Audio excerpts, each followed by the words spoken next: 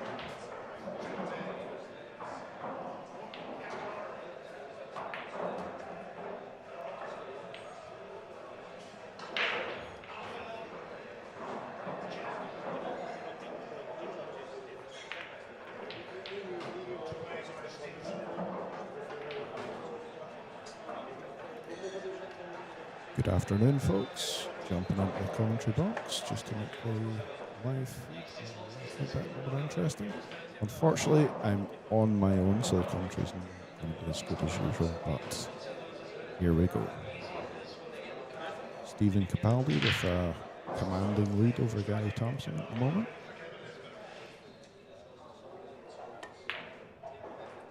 I was about to say he looks to be cueing the ball pretty well, but possibly not.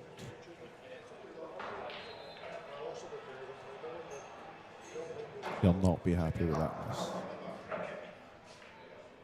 On the plus side, the two balls fairly safe. I would imagine Gary will probably put a bit of draw on this, maybe leave himself a double on the two, but we shall see.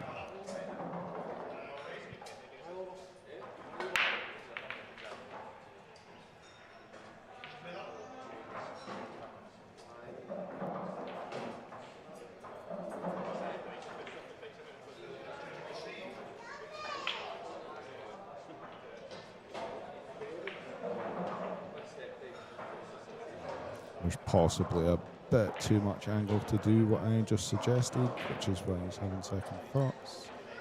Let's see what he decides to come up with here.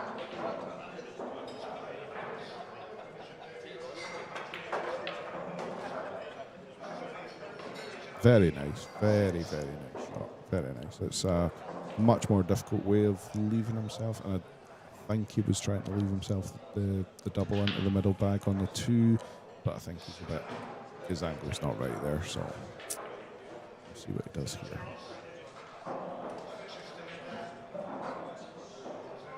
Going for the thin cut on the two, I think. Caught the knuckle there, but he's left himself okay, I think. Not sure if Mr. Capaldi can see enough of the ball to cut it down. It's hard to tell from this angle, but we'll see the way he dresses up for the shot.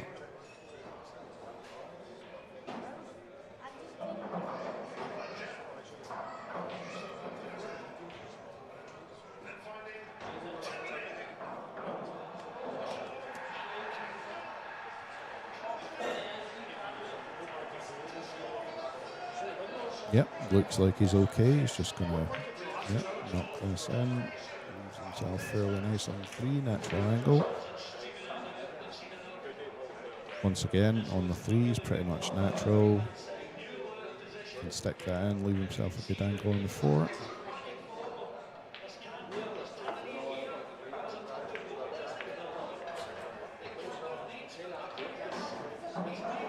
Looks fairly pedestrian from here. A couple of nice wee shots from Mr. Capaldi.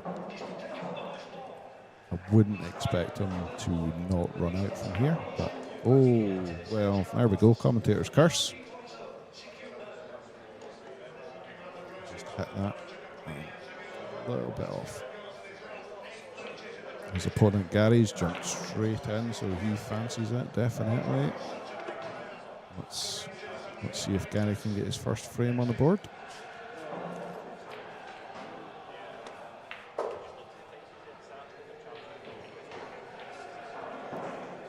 Nice little shot there. Natural angle to come back across for the 8. Nothing particularly difficult here. Oh, he's overcut that as well. Same as Capaldi did on his last miss. Stephen will be very pleased at that.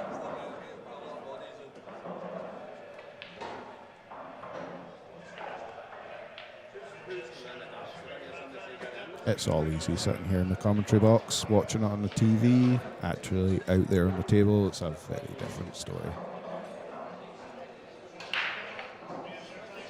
I think what Stephen's looking at just now is just dropping the 7 and leaving himself the 8 into the right middle as we see it.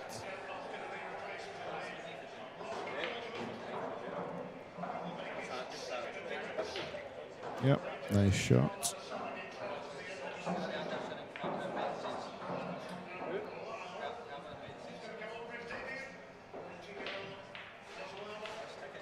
Be interesting to see how he plays this one. Draw back and leave the 9 in the same bag. it's hard to tell from this angle. It looks very different down on the table, but we shall see. He might just run through a little bit and leave the 9 into the bottom left. No, he went for the cannon, and it has not gone terribly well. He's left himself a difficult 9, but not an impossible 9, especially for someone of the calibre of Mr. Capaldi. Oh, is it going to get the treble? Yep. And that's always the way to play a double like that, you know. Always leave yourself the chance of the treble. Looks like a fluke to anybody else, but it's kind of a, I don't know what you would call it, maybe a half fluke.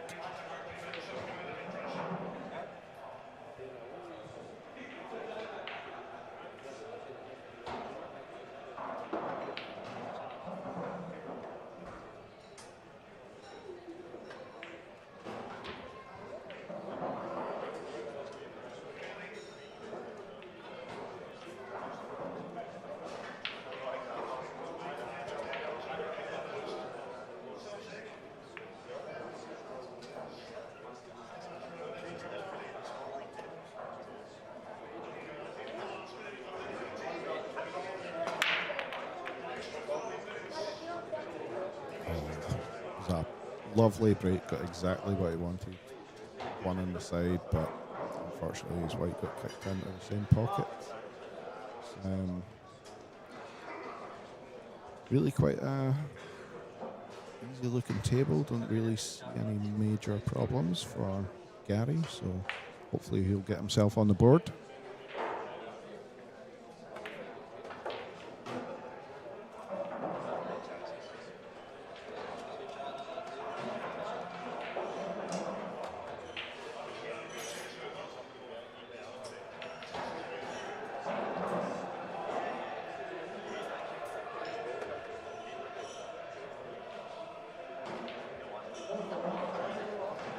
Nice shot there from Gary. That's always one of those kind of twitchy ones. When you play that, you're always worried about just sitting on the wrong side of the line and snookering yourself. But no, he got there.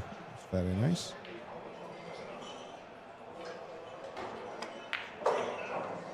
Looks to be queuing pretty well. So I would, if I was a betting man, which I'm absolutely not, I would definitely suggest Gary's going to take this one out.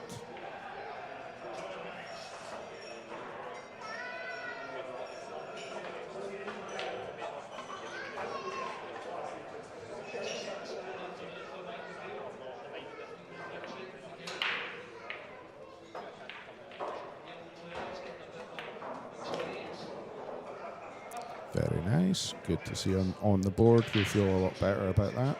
I haven't actually seen most of the first of the match, so I'm not sure if he's played badly, been unlucky, or, you know, all the different things that can happen in a game of pool.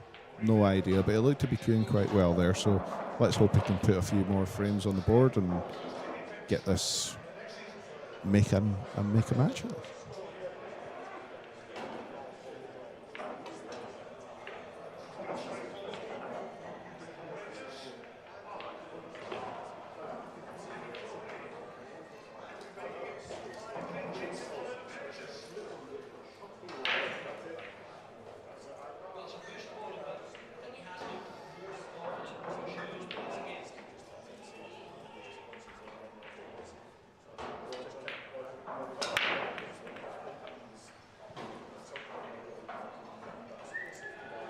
Try break there from Gary. I'm assuming, and I will stipulate, I am assuming he's not quite had the break nailed down in this match. Being 6-1 down, a player of his calibre, you know, he's probably been struggling with the break a little bit. It can be hard to adjust to the tables. These tables are in McGoldrick's are absolutely fantastic, but you know, from one day to another, getting that break just right is very, very difficult in any conditions at all. So I think he's probably struggled with that.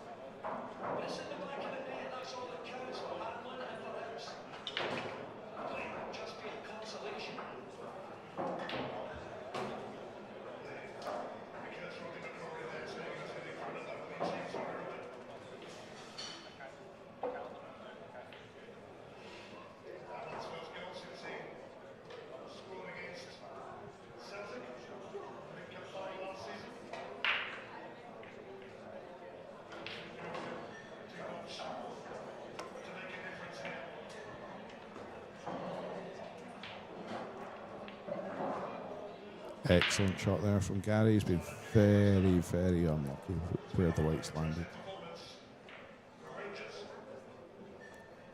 Saying that though, he does have many safety options here, so I'm sure he won't be terribly upset by that result.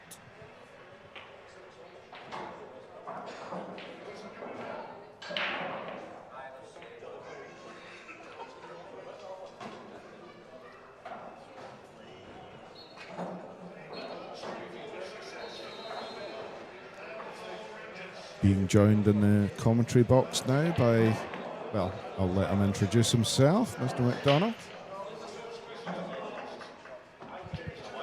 Afternoon, everyone. Richard McDonald here. Not sure how much of this match you've actually watched. I've not watched a lot of it, to be honest with you. I didn't see the first frames, so we're just kind of winging it from this point. Yeah, I did see a wee bit the previous 2 frames, and well, a couple of the boys sitting beside me out in the hall were saying that, you know, it's just one of these games that I think the game sort of ran for Stevie and against Gary. Well, there you go. That's a nice wee result, but he's not got much on the 3, unfortunately. But, you know, 9 ball can be like that. You know, if it's your day, it's your day, and if it's not, it can be tough out there. Absolutely. Some days you walk in and just everything sits nice for you, and then other days you're ice skating uphill. Yeah. Yep. Absolutely. Toughy here. So do you think side? Yeah, it looks like he's going side rail. Yeah. I think these are tough to judge.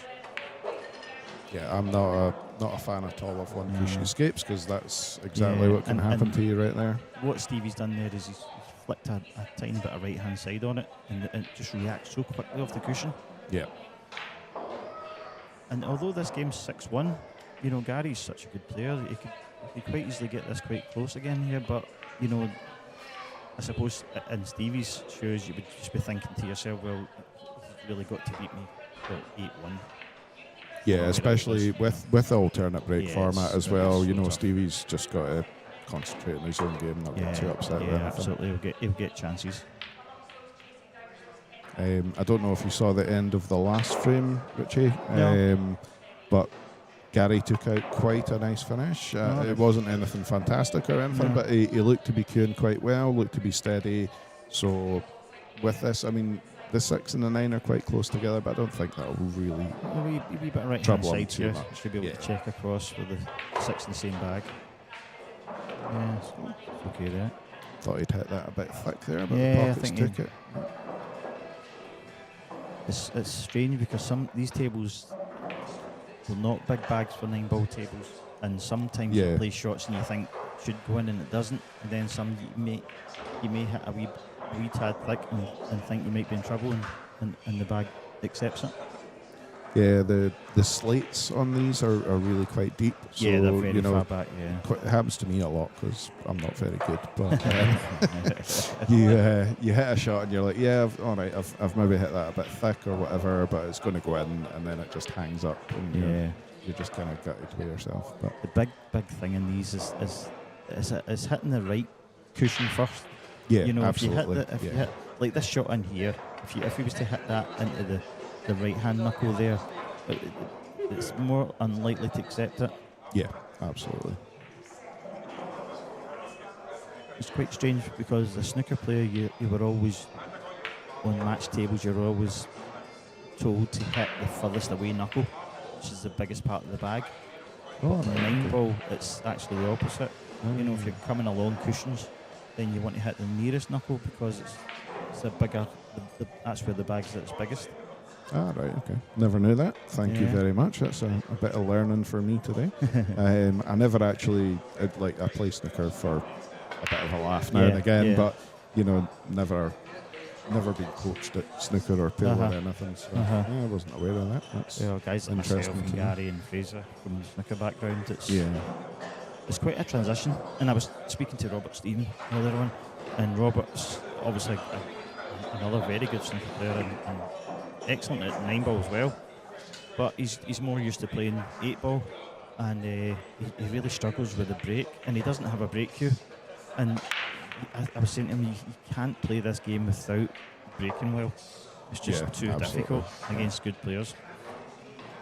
There's so many. I think in this game, the more I've learned, I've been playing it just over a year now, sort of quite seriously, and what I've really found is this sort of key shots.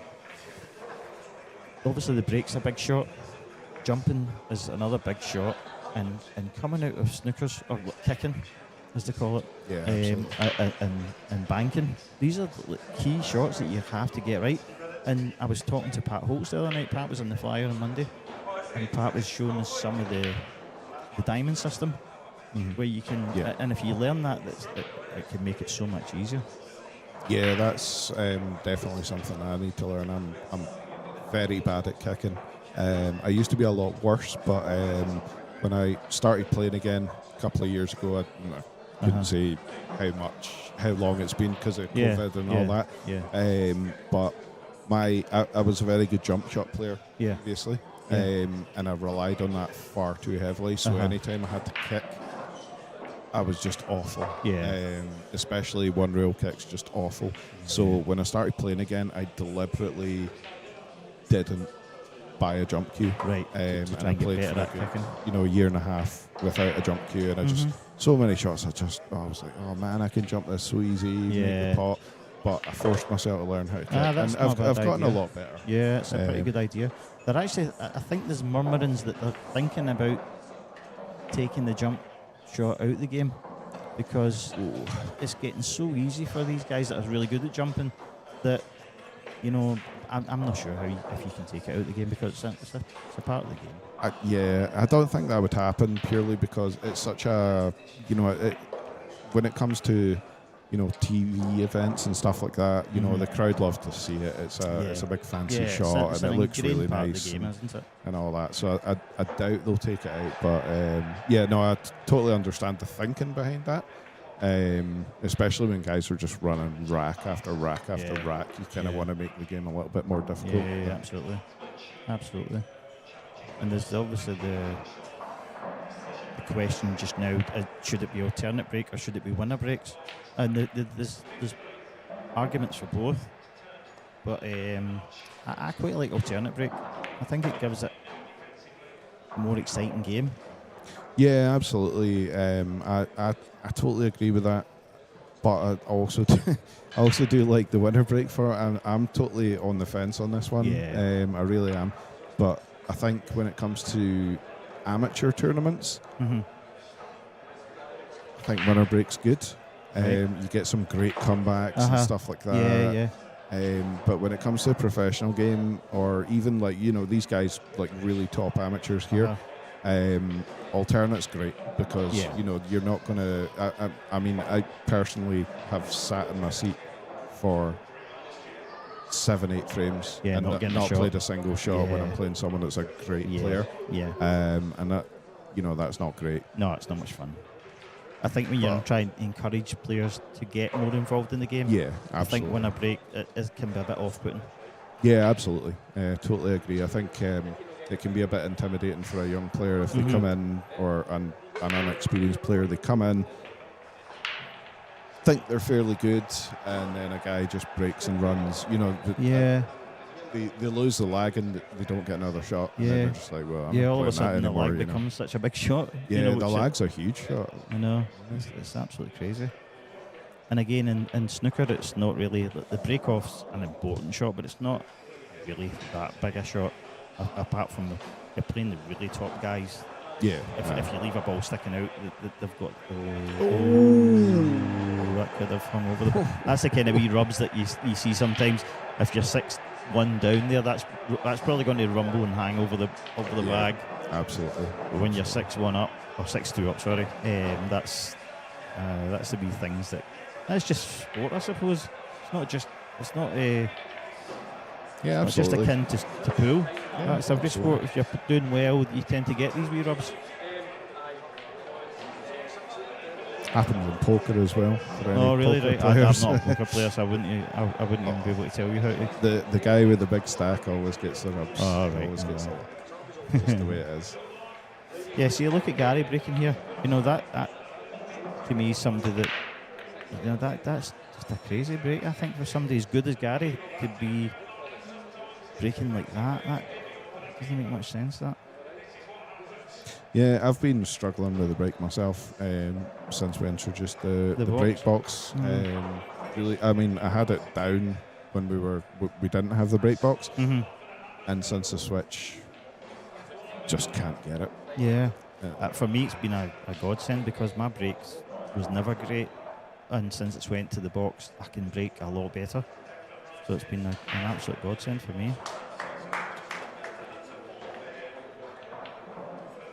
Again, something that you have to practice. Absolutely, yeah.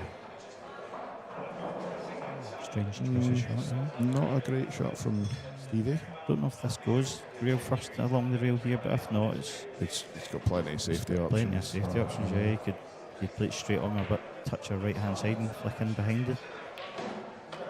Behind the 4 and the 8 here. Yeah, what he's doing here. Just flicking it past him, maybe. No, I don't agree with that shot. Yeah, it's not the best safety in it. Yeah. Judging by his reaction, he hasn't got what he wanted to get. Yeah, but there were much better options there. Hundreds. I think he can get this cushion first here. Yep, and he also breaks up the 8 and the 4 and leaves himself possibly a fairly pedestrian run out. Oh, yeah, there you go. Oh, he wants that. Yep, looks like he's got what he wanted.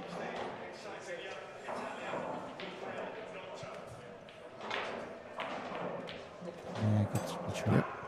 Yeah, it looks, for somebody Stevie's quality, I would expect him to finish this here.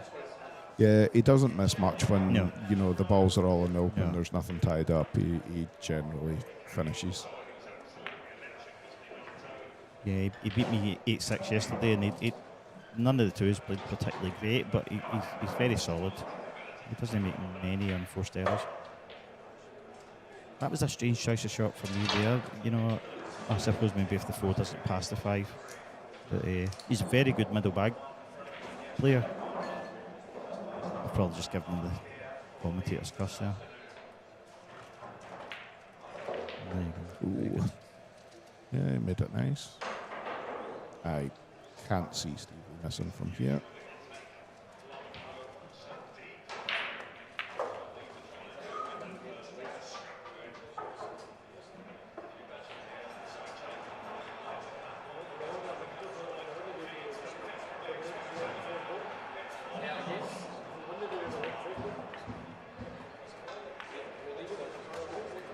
Yeah, played the big part of the pocket there. A little bit straight on this, but it won't be. You can see from his face as well. He's not terribly happy with that, but it won't be a problem, a major problem for a player like Stevie. Just going to talk through with a bit of right. There we go. Just be a plain ball shot here. Bring the weight back up. Yep. All about pace, but you know, anywhere near the middle of the table would be fine. Oh, he's put a bit of check. Oh. It's okay, right enough. Yeah, he's fine. Although queuing over the middle bag can be annoying to some people, but Stevie will be fine. He's plenty of experience. Oh my! Oh, that wasn't even close. No. That's what I was talking about. The shot. He missed it in the long rail there. Yeah. And that from that angle, that was the tight part of the pocket. Yeah, that could be the beginnings of a wee comeback. That can give you some mental scars. I think for me, he played that shot very, very quickly. Yeah, he did, didn't he? Yeah. I didn't think he had to play the 8 with check side. I thought playing ball would have been fine. Yeah. But obviously it's how you see it at the table yourself. Yeah, it's very difficult for something as fine as that when we're sitting watching on the screen. It's very difficult to judge, and obviously when you're down at a table, as you say, it's it all looks different. But yeah, I just feel he just shot that too fast. I don't know if that was overconfidence. Maybe he's maybe just thought it was automatic. Yeah, because that was for the game as well. Yeah, absolutely. Yeah, maybe just take a wee extra breath there.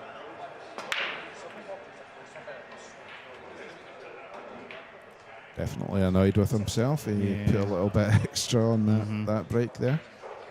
And it's a nice break. Everything's fairly open. His main problem is because the one's right beside 8, position onto the 2 is very difficult here. Yeah. Looks like it's going straight into the 8, maybe a double kiss as well. Yeah. And you can't do much with the white. Oh, he's done very well there. Yep, absolutely. That's good. That's fantastic. You can take it out from here. Yeah, just play this top spin down to the 3 in the same pocket, maybe.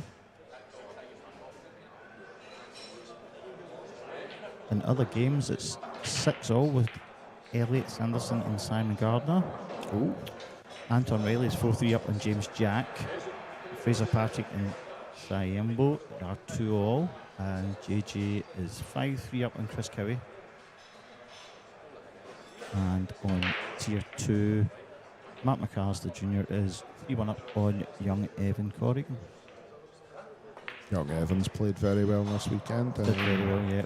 It was nice to see the 2 young guys playing each other earlier on. It was, yeah. I sat and watched quite a lot of that game. They actually played well. Yeah, both of them played finishes. really, really good.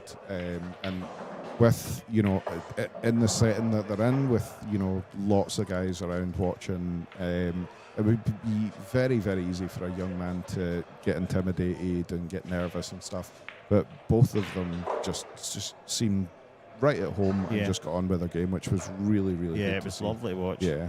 Really nice to watch. Evan's got a lot of charisma, hasn't he? He's a very charismatic young man. It reminds me a lot of Jason, actually. The way Jason was when he was young. Yeah. I remember when Jason first started playing in the SAPA events many years ago when he was just a young man.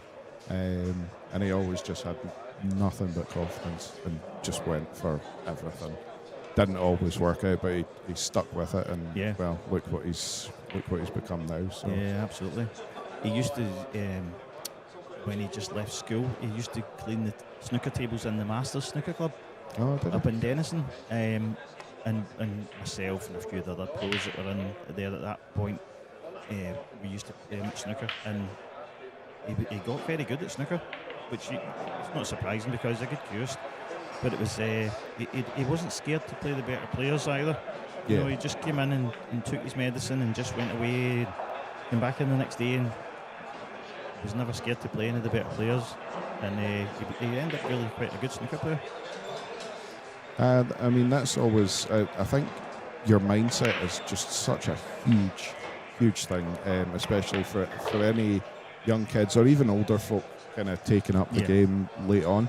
Your mindset is massively important. Just go out, take your medicine, as you say. Learn your lessons. Don't be scared. And, you either win or you learn.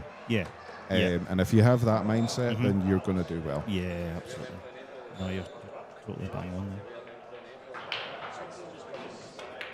Quite fancy, Gary. No, I was about to say quite fancy him to take this out.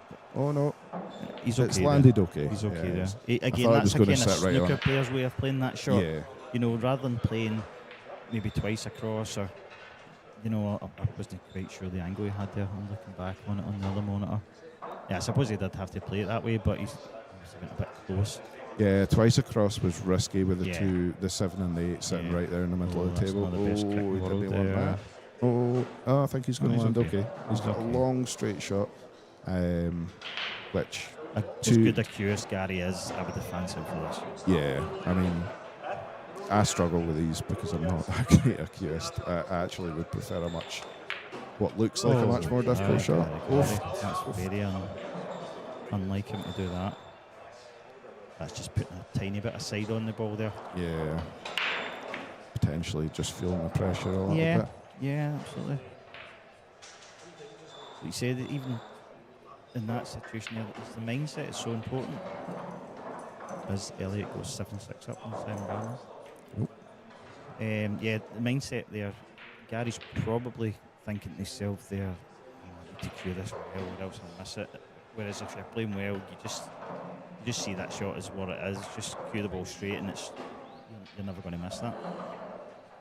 Yeah, I find myself, I think, well, sorry, I'll get back to the match just now. I think for Stevie here, I wasn't sure about that choice. I would have actually played with draw and went off the side rail. Came across, yeah. That was always a problem if you top it through. Yeah, he's maybe thought to himself, the pot's guaranteed playing it that way, and he'd be unlucky not to give himself a shot at the 8, but yeah. He's so good at middle bags. That's a phenomenal loads shot. and loads of check on that. That was beautiful. Lovely. I don't see him missing this thing. No, not at all. Fantastic. I think even I'd pot that one. Okie doke. Yeah, pretty well deserved win there for Stevie. You know, he's kind of dominated that match. Top Gary guy. was disappointed in his performance there. Unlucky for Gary, but you know, that's the way it goes. Yeah, that's it. I'm sure he'll take his medicine and move on. Yeah, absolutely. Absolutely. And right, I am on shortly, so I am going to leave you on your own. I think I'm on soon as well. Actually, I'm playing Paul, so I think I'm on the next group of games as well. All right, folks, signing off. Bye-bye. Right, all the best, Barry.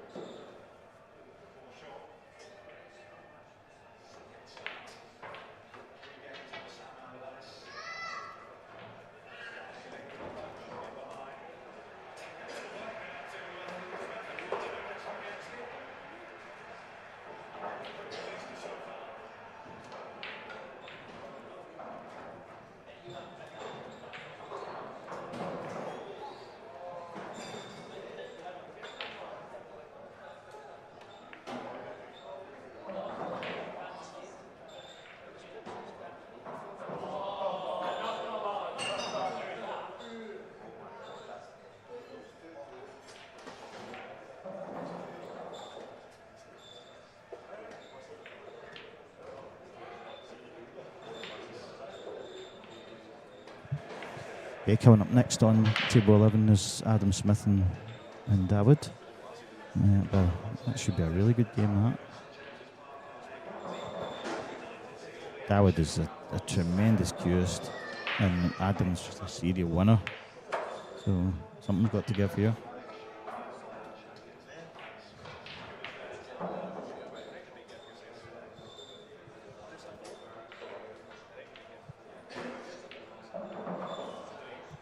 So matches coming up on tier 2. Jordan Graham will be playing Conor Robb. And Mark McAllister Jr. is 4-1 up on young Evan Corrigan. Myself will be playing Paul Corrigan. Archie McCorkle will be playing Barry Scott. Matthew Christopher will be playing Ryan Grant. Matthew Wrigley will be playing Alan Brown. And Colin McKechnie will be playing John Chapman and Adam Smith and Dawood. That is the last 16 games on tier 1. Last 16 result was Phil Bufford beat Andy Finnegan 8-6. Phil was struggling a bit with gout, so he sort of hobbled round the victory in that game. Declan Malley got a walkover against Benji Buckley. I don't know what happened there, because Benji obviously played yesterday. Stevie Capaldi had beat Gary Thompson, Alex Sanderson 7-6 up on Simon Gardner. Vinny beat David Black 8-0. So tremendous result. Anton Riley 5-4 up on James Jack. Fraser Patrick 3-2 up on Siembo. And JJ is 5-4 up on Chris Cowie. The quarterfinals in tier 1 will be Phil Bufford against Declan Malley. Stevie Capaldi will play the winner of Elliot's game. Vinny will be playing the winner of James Jack's game. And matches 7 and 8 play each other. Let us know in the comments, guys, if you just want us to talk about anything or ask any questions.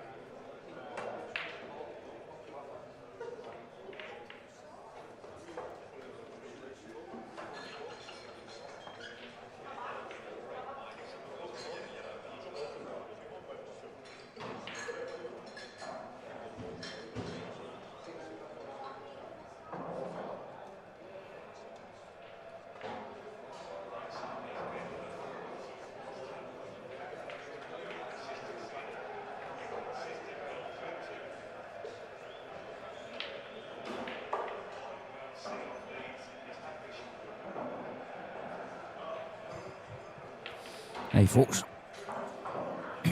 Stevie Capaldi here. So we're about to see a game between Chris Cowie and Fraser Patrick. This will be a cracking game. I think this is very evenly matched. What I like about both players is that when they go behind, they will fight it. Whereas you see some guys in the circuit a couple of points behind, a couple of frames behind, and head goes down and they find it difficult. And these guys don't. These guys keep going. So before it starts, Fraser Patrick, he won his first game in this against Sion Bo, 8-5. And Chris Cowie won 8-5 also against JJ Fall. JJ, the big South African, comes from Manchester. Other games in round one, Andy Finnegan was playing Phil Burford. It was 8-6 to Phil. Benji Buckley couldn't make it today, so Declan Malley progresses to the next round, quarter-finals. Myself, Stevie Capaldi, played Gary Thompson. That score was 8-3 to myself. Elliot Sanderson beat Simon Gardner in quite a tough match. It was 8-6. Vincent Vimende beat David Black 8-0, and James Jack beat Antoine Riley 8-6. So quarter-final lineup looks like this: Phil Burford versus Declan Malley, myself versus Elliot Sanderson. James Jack will play Vincent, and here we've got Chris Cowie and Fraser Patrick. So this is tier 1. Chris just having a pot at some of the balls. Get his cueing action in, get his eye in. Learn the table. Every table's just that little bit different, so you want to see just how much you can pull the white ball back and how it's going to respond off certain cushions and things like that. You do need to get a wee feel for the table. Looking at round 2 of tier 2, we've got Dawood Kadir, you've just seen, beat Adam Smith 8-2. Quite comprehensive against an excellent player, so well done to Dawood there. John Chapman's 2-1 up on Colin McKechnie. Matthew Wrigley is 2-1 up against Alan Brown. Alan Brown with a fantastic comeback in the first. He was 7-2 down, I believe, 1-8-7. We've got Matthew Christopher, he's 2-0 up on Ryan Grant. Matthew Christopher put out Davy Markey, another fantastic player. That's a good win for... Matthew's a good player, but it's always good to take out somebody as good as Davy Markey. Archie McCorkle playing Barry Scott. It's 4-3 to Archie at the moment. Richie's going to go on shortly against Paul Corrigan. Evan Corrigan, young Evan, he got beat 8-6 there. He was on the stream earlier on if you happen to be watching it. He beat Jack 8-6, but he's going on to get beaten by Mark McAllister 8-6. And then Connor Robb and Jordan Graham are playing. And at the moment, Jordan Graham's 3-2 up. 3-2 up. So here we got the quarter-finals of Tier 1. And it's the first game of the quarters.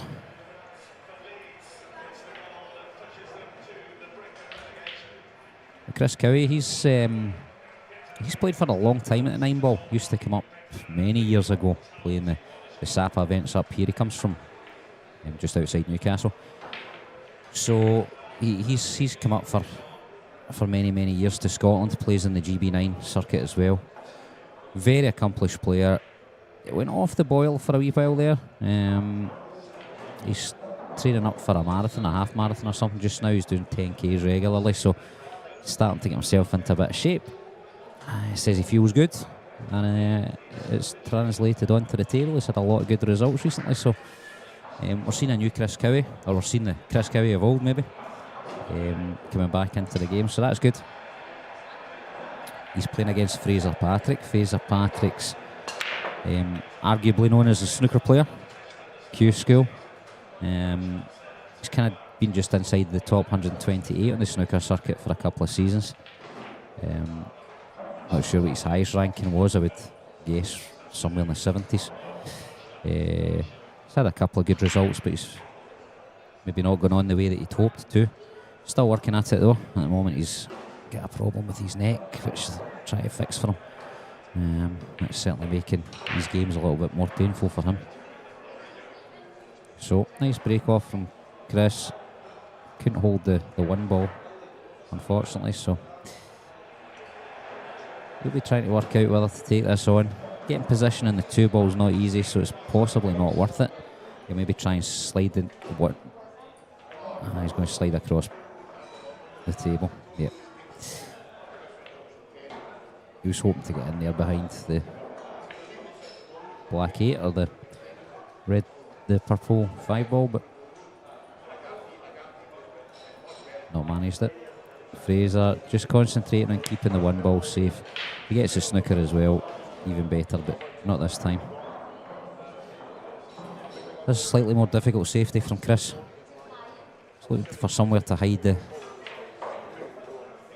balls. He might play a similar shot to the one he played last time, where he just takes a white across behind the purple 5 ball and slides the one onto the side cushion. So yeah, just playing the same shot again, but he's not got that quite right, so he slid it down over the middle bag, and first chance falls to Fraser. Such is the standard of these guys, kind of expect Fraser to take this out, albeit there's still 7 difficult balls on the table.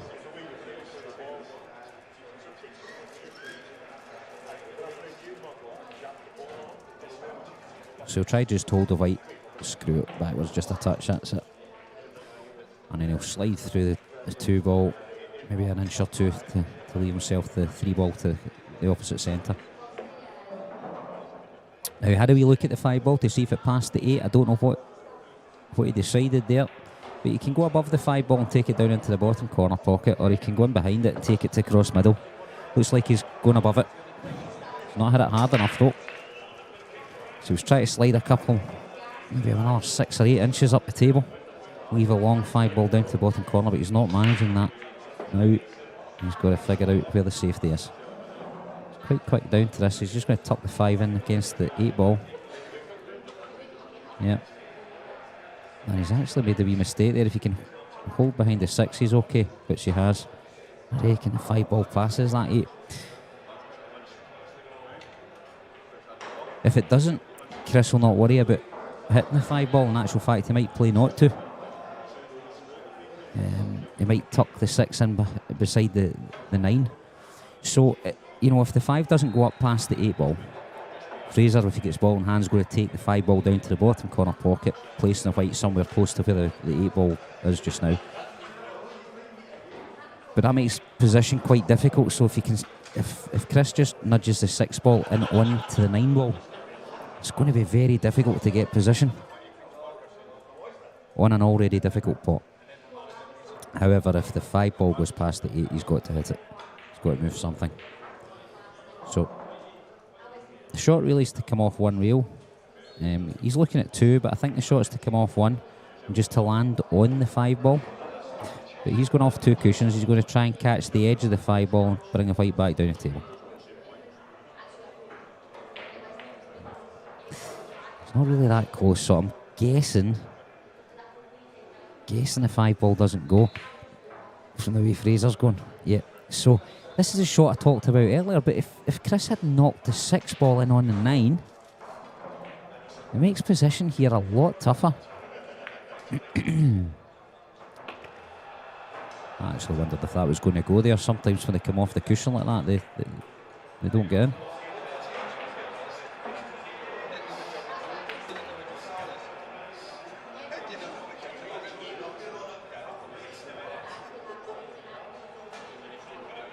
Just depends on the angle that he has here using the rest. I think he'll screw. Fraser quite likes to come off the cushion hard, so I think he'll come over to the left side of the table and take the 9 ball to the right. She has done. Other people like myself would have got into the white a little bit more and just screwed down that cushion, taking the 9 ball to the opposite corner. Different players play it differently. Oh, and that wobbled in the pocket there. Maybe tells you something about Fraser. He's maybe starting to tire. Maybe starting to feel the pain. I don't know if the medication worn off. That was uncharacteristic for the 9 ball not to go in the centre of the bag there. Either way, it did go in. 1-0 Fraser.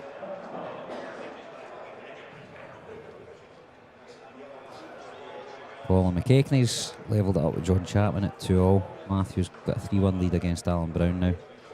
Matty Christopher's going 3 up against Ryan Grant. Archie's still 4-3 on Barry Scott. And Jordan Graham's taking another one against Connor Robb. 4-2.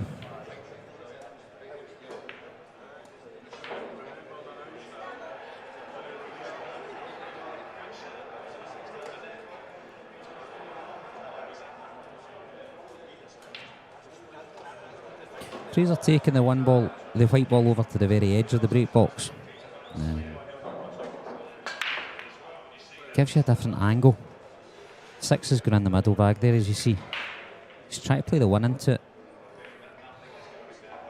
Another thing as well is there's a lot of dispute in the game about whether or not you're hitting the balls hard enough. You've got to play the break forcefully. Now, there used to be rules, well, there still are, but there's a bunch of rules for the break, and sometimes it's you've got to get a ball past the head string, which is the line from which you break. And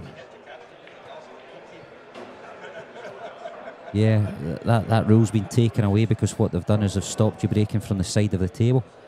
So you used to be able to place the ball really close to the side rail, and they decided to change that so that you broke from what they've called the break box, and that narrower angle makes it more difficult to get the 1 ball off the break. You've got to work harder to get that. So as a result, they took away the 3-point rule, but then with doing that, it meant that a lot of people didn't have to hit the ball as hard, and now a soft break's actually advantageous. It gives you a better chance of getting the 1 ball in the middle bag, which is what you're hoping to achieve. But you're supposed to break forcefully, it says in the rules, so it's just about what is forcefully. A bit of discussion goes into that.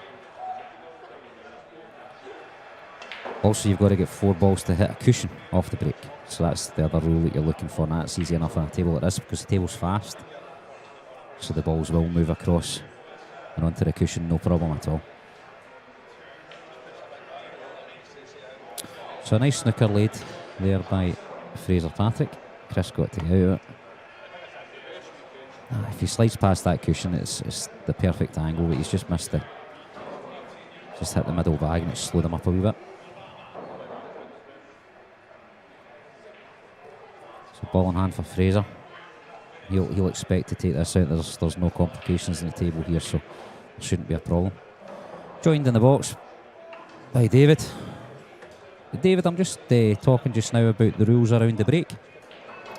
And I was saying how it used to be that you had... So the rule tells you you've got to hit the ball forcefully. Yeah. And there's a lot of people in discussion about whether or not enough force has been used on the break, because it used to be you had to get balls past the head string.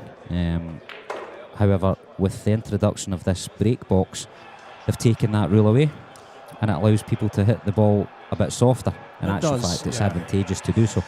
I mean, the fact that we've not got referees here, it's more or less at referees' discretion what's deemed a soft break or not.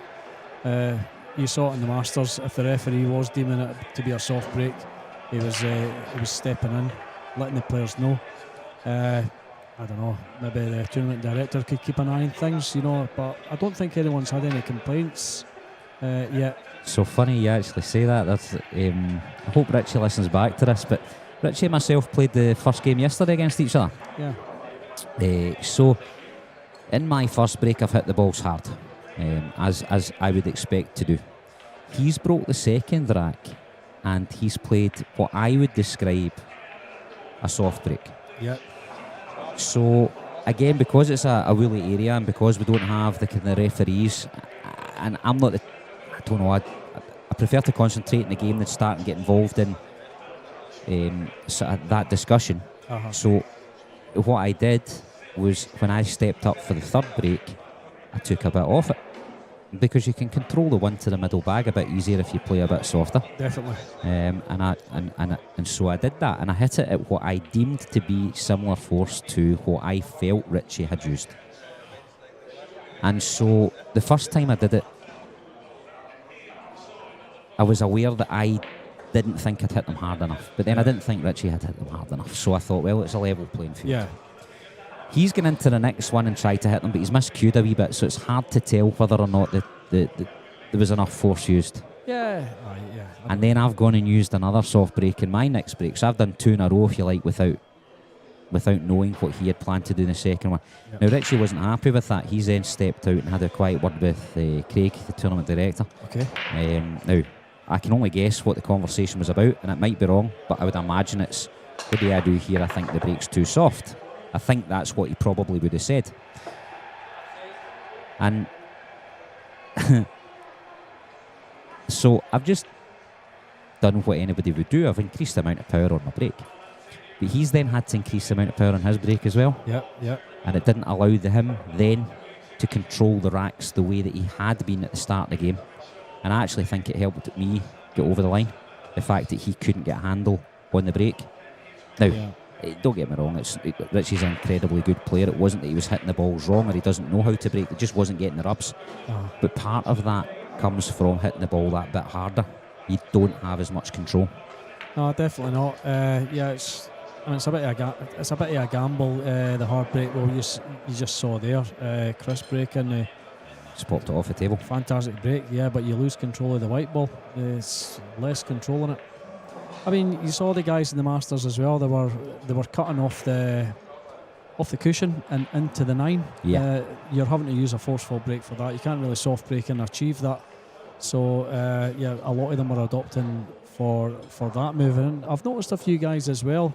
This weekend, I've certainly been trying it myself, but I've never seen anyone pull it off yet. I nearly got one in my last frame, but. So I've managed it a few times and I do cut into the 9. Yes, aye. And I've been lucky on a couple of occasions, but as often as I've been lucky, see, because of the angle that the white has to come off the cushion and knock the 9 towards the bag, the in-off then becomes a natural angle. That's it, yeah. So the white goes in as well. Yeah. So I don't know if it's worth it, to be honest. Yeah, but I mean, certainly, well, going back to the break rule, type of thing. Did they bring in the 3 points again? I think so. That's what I was alluding to be honest, before you sat down. Even if you say 1 ball past the head string, because we stopped the 3 point rule when they introduced the break box. When we were breaking from anywhere, breaking from the side, the 3 point rule came into play. A point for a pocket and a point behind the head string. So I don't know. Maybe next season go back to that. I don't see why not. It would stop people. It would stop the discussion. It would stop any frustration around somebody. Absolutely. I mean, what do you do if? So the rules are that if you get it wrong, you get a warning. If you get it wrong again, it's re-racked and the break's handed to your opponent. Right? Yeah. What happens if you then get to hill and you decide to put in a soft break and take the warning? It's knowingly gaining an advantage. Yeah.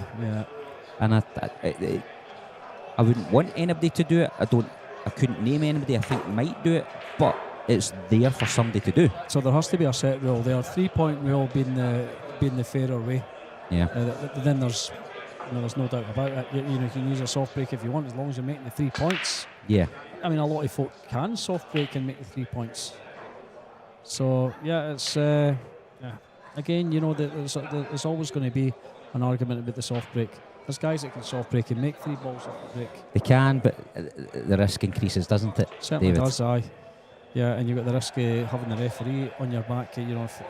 If they're still deeming you to soft break. Well, not if you're getting the 3 points, then fair enough to you. But it's risky chasing 3 points or 4, or however you want to, 2 points or whatever. Yeah. It's risky doing that off the soft break. So you risk handing the table over. A lot of the players, I don't think, would, unless they managed to master something, I don't think they'd try. I was saying before you sat down, these are 2 players that just will not give up. It doesn't matter if they're 5-6-0 down, they'll keep coming at you. And it looks like Chris is going to have to find something. Yeah, definitely. Chris more than capable of coming back here. Fraser, fantastic player. Chris is very much a 9-ball player. Fraser being the snooker player. It's played absolutely fantastic this weekend. That's a great scoreline for him so far against Chris Gary. So, but yeah, we'll see how the match goes. It's certainly nowhere near over. There's plenty of 9-ball in this match yet. So Gorillas 100 asking when Phil's on. Not sure when Phil's on. Phil is playing Declan Melee next in the quarterfinals. 3 other quarterfinals. Stephen Capaldi sitting here playing Elliot Sanderson, and you've got Vinny Vimende playing James Jack. So yeah, who knows what one of these is going to be on the stream. Probably Stephen Capaldi and Elliot Sanderson. That's my prediction for the next stream match. I've been on the stream 3 times this weekend. You're bored watching me. You're playing very well. I want to see what your break's like. Yeah, he's been a wee bit unlucky there. Just missed the one by a whisker. Chris has got to make something of this here. Stevie from Edinburgh has just asked how we're getting on. Stevie, it's a sore point. I didn't want to bring it up. Oh, I never even noticed the bugs there. Hi, Stevie. David, what happened there? Unfortunately, David was beaten 8-0 by Vinny.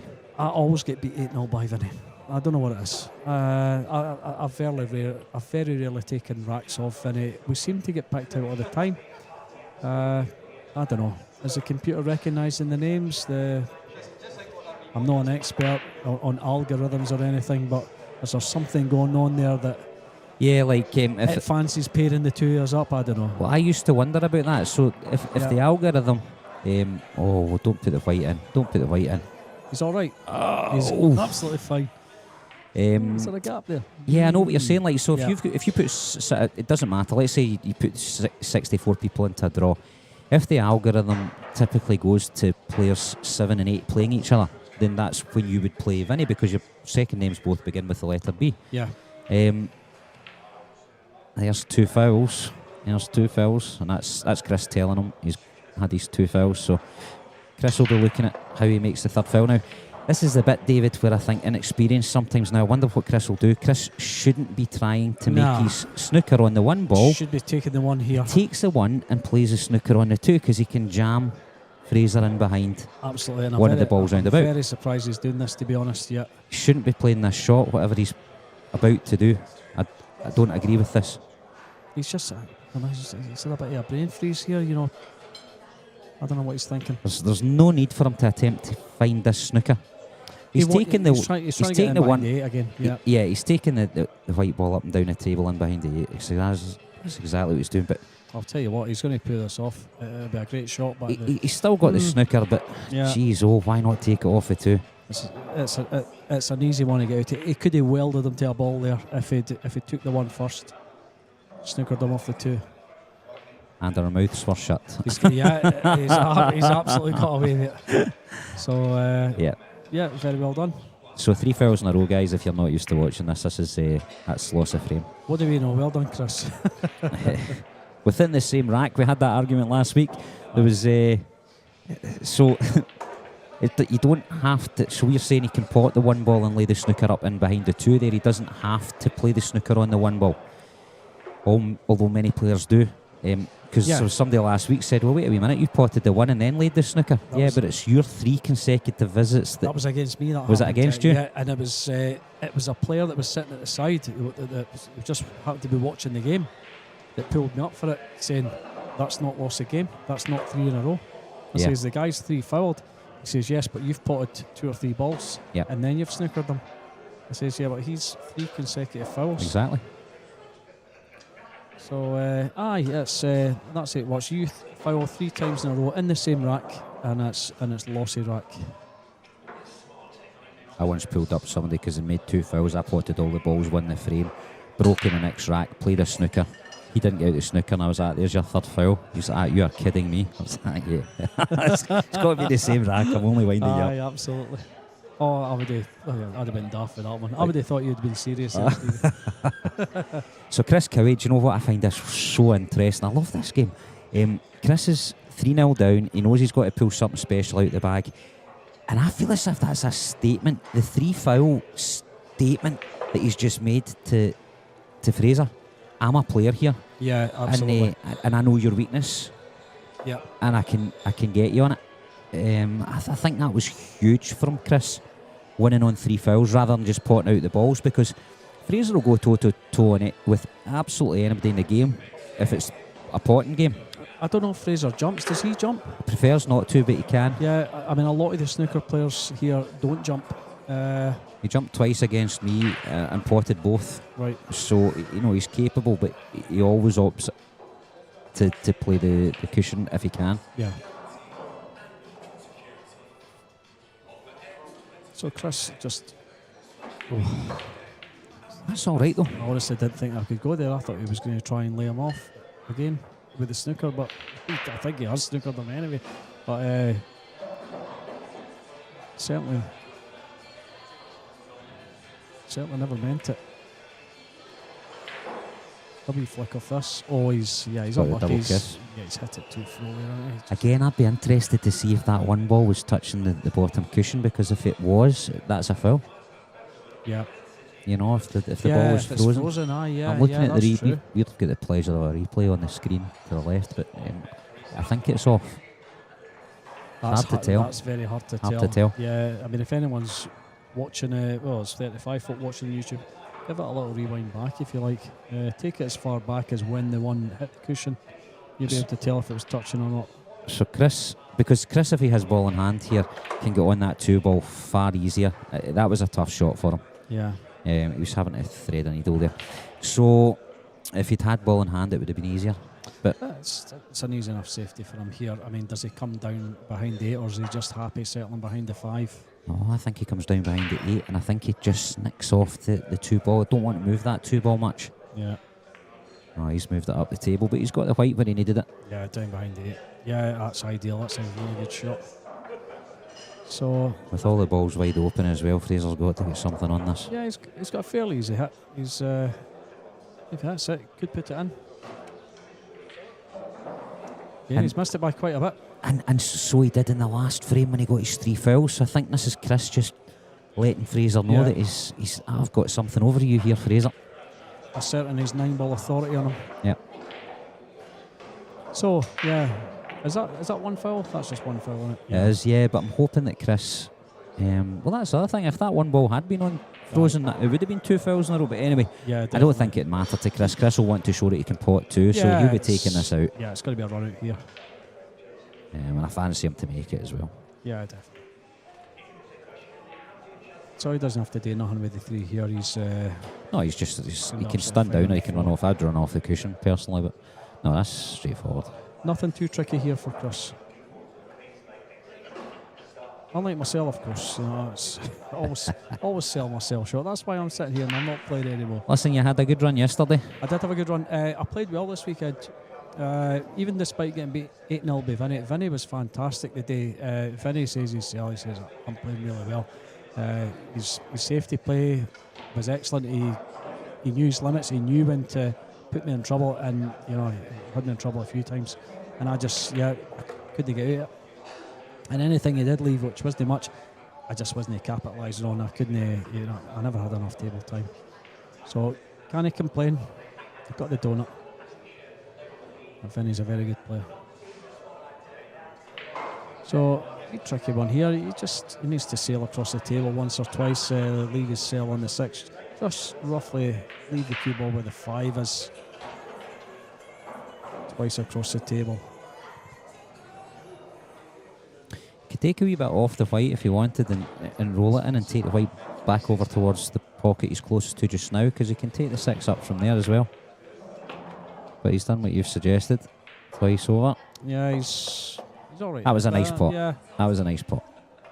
I think he wanted a little bit straighter. I don't think it would be so close to the rail. But do you know what? This gives him a nice angle. He can go round off 2 cushions and sit perfect on the 7. Yeah, he's regardless of where he was going to fall there, he didn't have too much to do with the cue ball, so still taking his time over it. Keeps phrasing his seat just for that wee bit longer.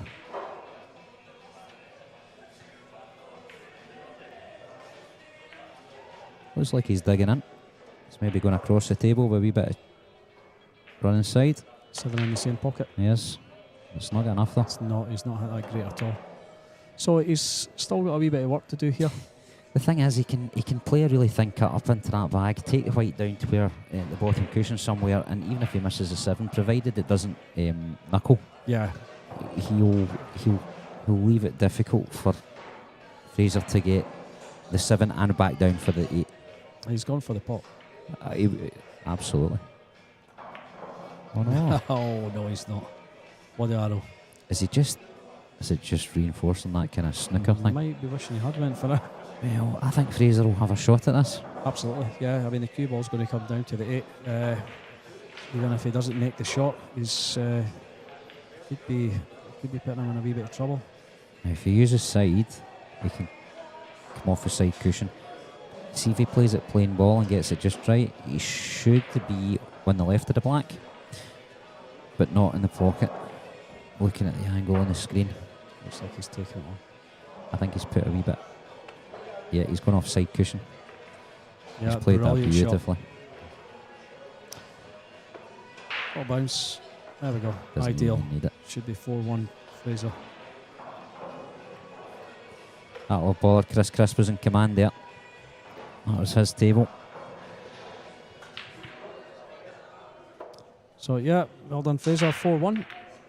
Run you through a few other scores. Currently Tier 2 at the moment. Jordan Graham is 7-4 up on Conor Robb. Archie McCorkle 7-3 against Barry Scott. Matty Christopher is 5-2 on Ryan Grant. Matthew Wrigley 7-3 against Alan Brown.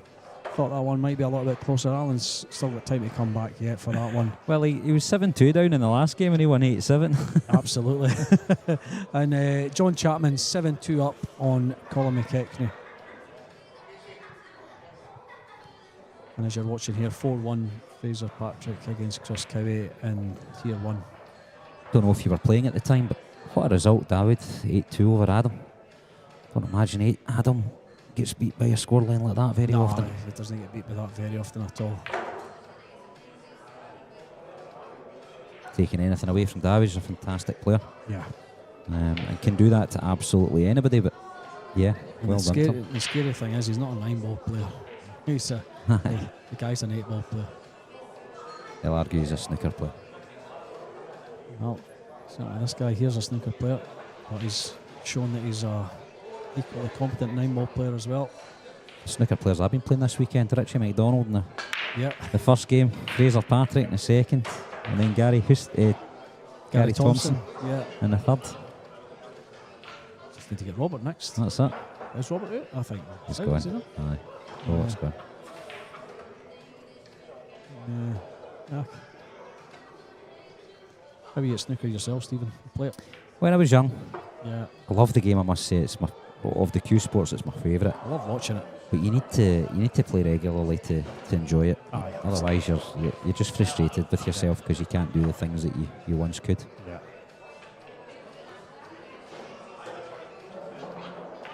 I was runner-up in the 1997 British University Snooker Championship. There you go. Mark Allen beat me in the final. No name dropping. Love it.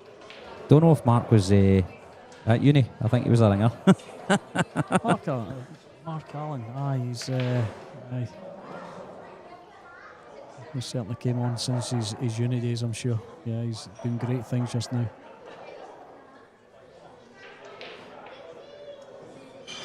I played, I think it was under 15s Glasgow Championship, and I was 2-all with Graham Dott, and it was first to 3.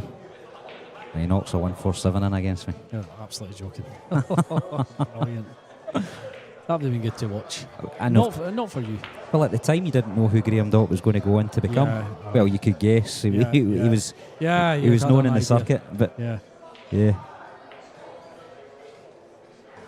Yeah, again, a guy that's done great things in the game. He's kind of fallen off the radar a wee bit, hasn't he? But a lot of the players do. A lot of the players come back. So You've got to remember he's coming up on 50, isn't he? so yeah, he'll not be far off the mark. And now teaching the school that he used to go to. There you go. How about that?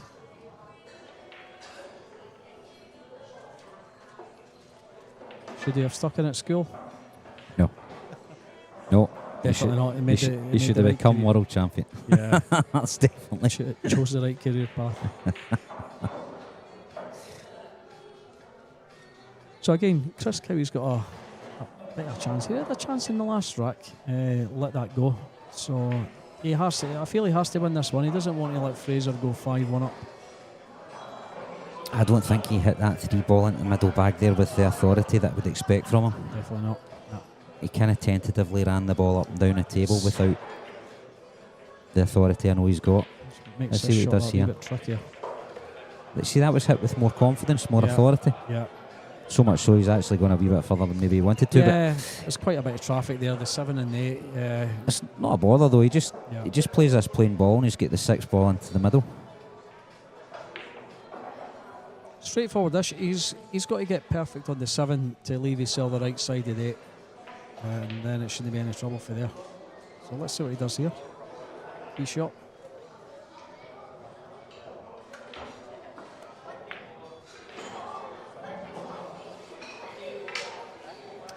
Okay, right. So where does he leave the cue ball for the 7 here? I think he just follows through and takes the fight off the bottom cushion. Pops the 7 just where See what he's his pointing tip now, is. There's fine. Yeah. You know, he either wants to be too well low or well high so that he can get bottom side of the 8 ball. Yeah. If he lands straight, he's in trouble.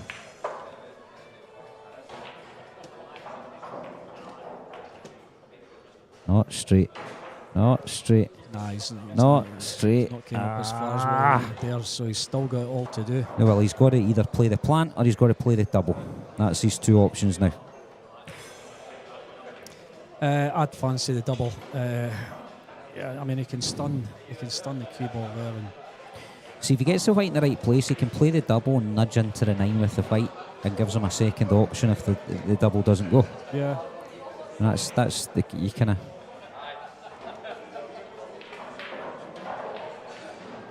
See, the other thing is he can play wee snooker here. Yeah, he can play safe just into the 8. Just knock off the 8. Tuck his on behind it. Nah, he's stunned it. He's definitely playing the bank there. Do you know where the white is just now? I don't know that he's got the angle to play both shots. He's got to commit to one or the other. Yeah. And he's getting into the 1 ball, so maybe he has gone down the cushion Yeah. with the white. Nah, he hasn't. He's gone he's gone for the double. He's kind of got away with that somewhat.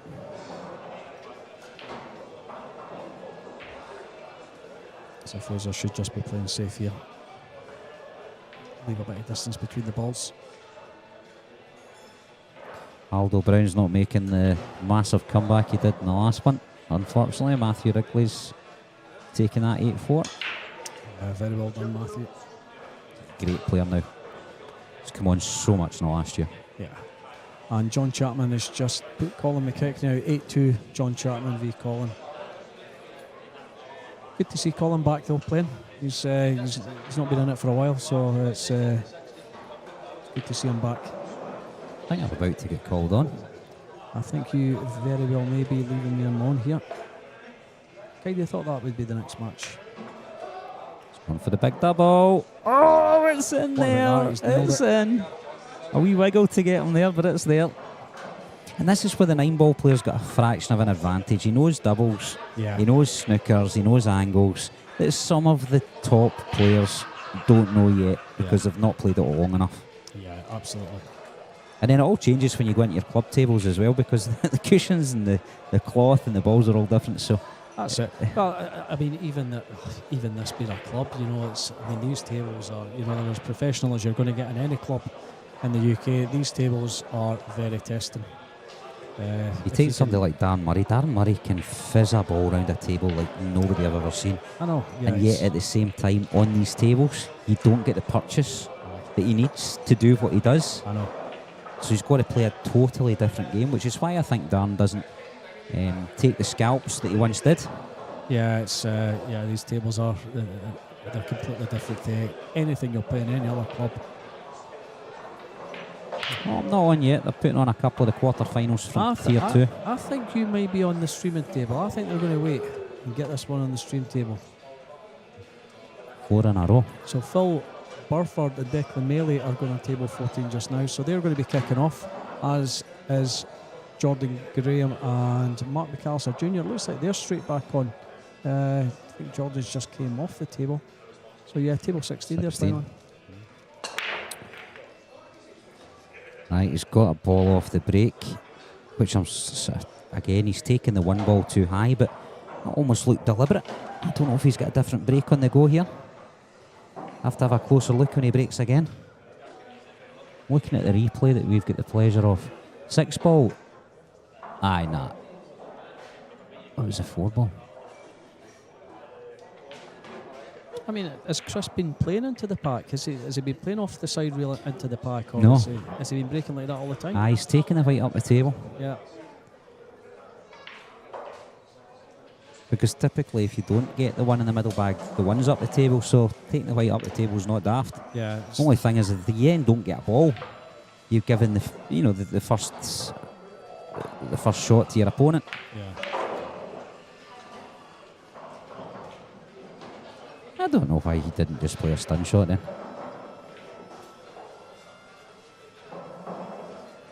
Give himself a slightly bigger angle on the 2. That won't cause him a problem, but it just leaves him. Yeah. It leaves him he's a got little more bit work. high on the 3. It's Yeah. not where he wanted it, as you can see from his facial.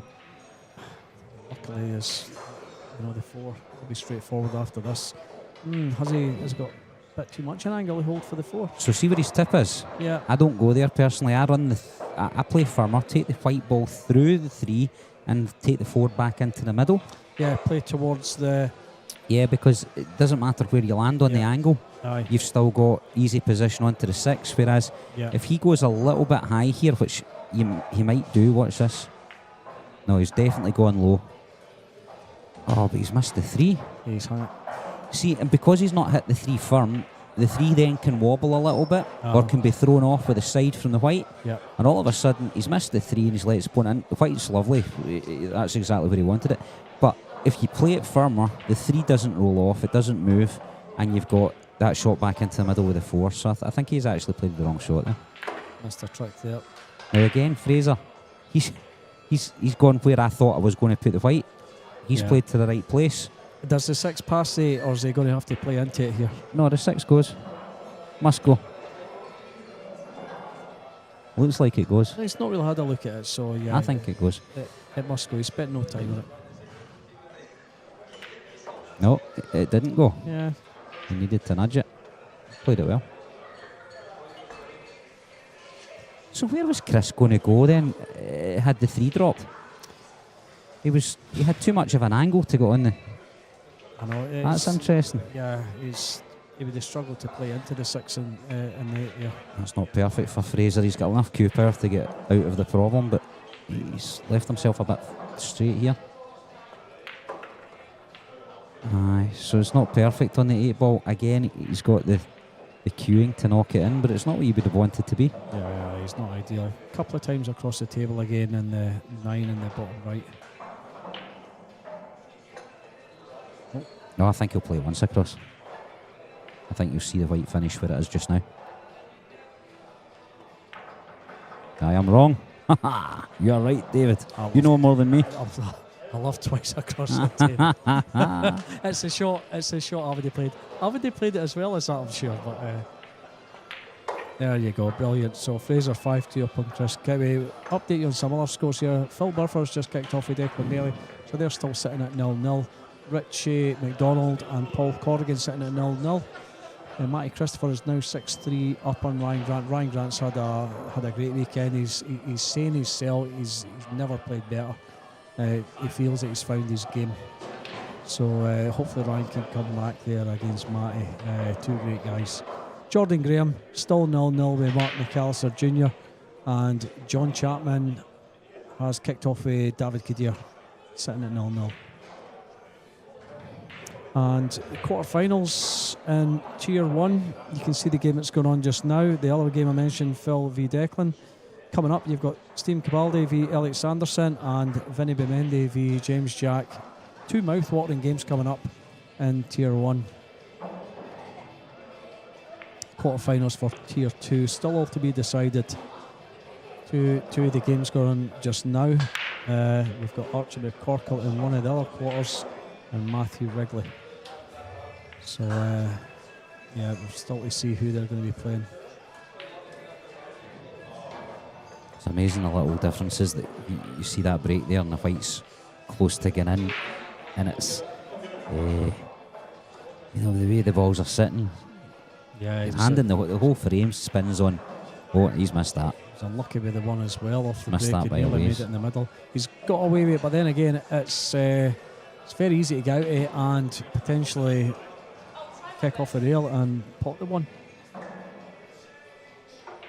If he does do that, the white will go around the angles nicely for the 2 ball. The difficulty there is the 3. I don't know how close it is to the middle bag, so you maybe can't take the 3 down into the corner through fear of getting off. Yeah, so you're going to have to finish above it, aren't you? You're going to have to be pretty straight on it. Finish pretty straight on it. You're all right for the 4 in the middle. Really? Yeah. He just needs to finish straight on the 3. Just punch it in, draw back a little. I play a crazy that. game, Stevie. I love Honestly, that's What are you talking about? no, that's just my crazy pool head. I need to take a leaf out of your guys' boots. Oh well, That's a really fundamental error there from Chris. I know that's very surprising. His only saviour now is that 3 ball, Yeah. and Fraser wants to play your shot. Let's see how he deals it. Fraser's looking at my shot. He might be alright. I should have took up snooker. My highest break's 25. Do you know what? It's been 25 a long time. See if so the 3 ball's far enough down the cushion. I'll tell you why I think that. See if the 3 ball was close enough to the middle bag just now. You would take the 1 ball off the 3. Yeah. And knock the 3 down. Yeah. Do you know what I mean? So it's obviously not close enough. Otherwise, he'd be playing the 1 off the 3 and into the middle bag. So what's he looking at here? I think he's going to finish above it. Take it up between the 4 and the 6. Between the 4 and the 6. He's going to play it right on the rail. He needs to be on the rail. Go on. Oh, see, I think that's okay. I think That's all right. Yeah, he can punch out for the 4. Yeah, absolutely. I just don't trust my shots. I've missed a few of these shots. I missed an easy 9 like this. So that's why I would have liked to have been straight on that. That's actually a tricky shot on this table because the ball comes off the cushion a fraction on the way down. He's hit it firm enough, but if you slow roll that, it comes away from the cushion. Yeah. Just a fraction. Yeah, played that very well. Should be, formality, should be 6-2 up after this.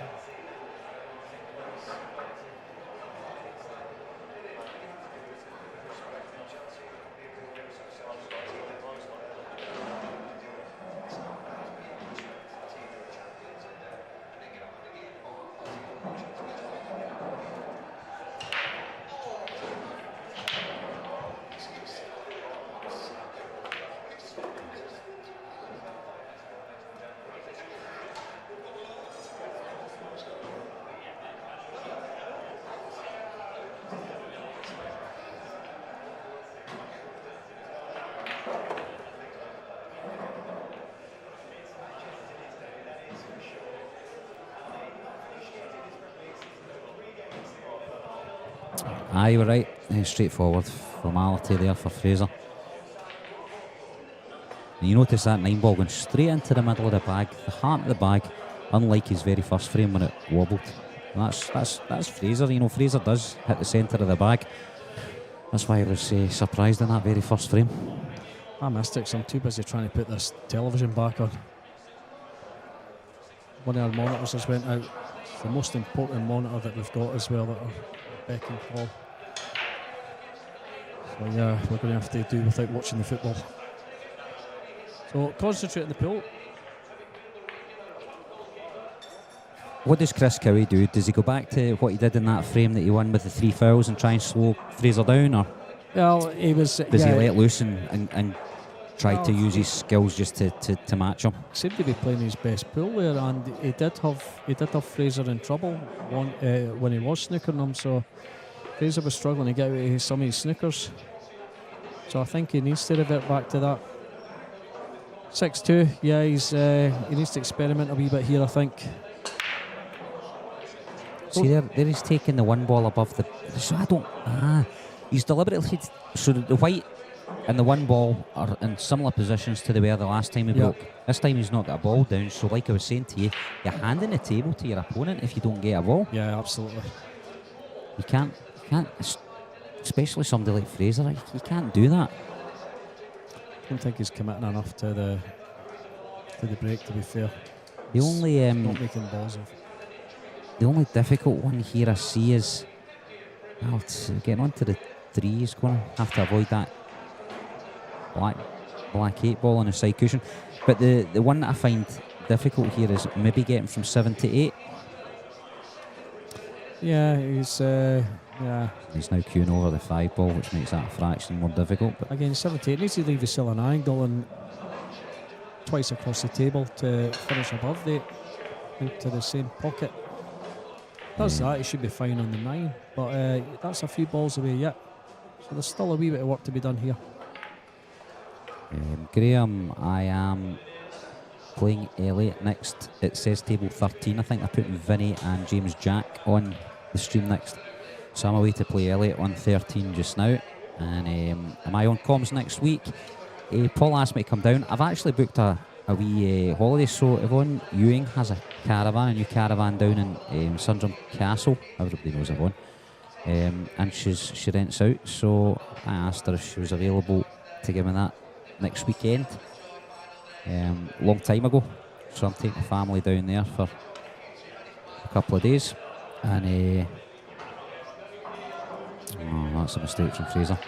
And Graham, so I'm not playing myself, but Paul did ask me to come up and do a wee bit on the mic, and I'm keen to come up and meet maybe 1 or 2 people from the Matchroom, see if they can't advise me a little on Deathmatch and whether or not it's got a future. So I'm going to come down on the Friday, give my family a wee break from myself, and I'll do a wee bit of chat on the comms. So Paul had asked early on Friday, Graham, I don't know when you plan to come in, and I know that the Matchroom boys have to do the quarters onward. Cal Boyce and the guys are coming up to do that, so I know there's times where we won't be here. But early Friday, I think he's hoping to kick off at 1 o'clock. Is that the first game? 12 o'clock on 12 Friday, o'clock, I is it believe the it was first game? kicking off, yeah. Yeah, so early Friday I'll come up, I'll do a wee bit then. Anyway, better not leave Elliot waiting too long. He might start to get confident on that table. Is that you been summoned to table 13? I am on. Best of luck with that, Stevie. So I'm going to be hanging about with you for a little while. You can listen to my ramblings for the rest of this match.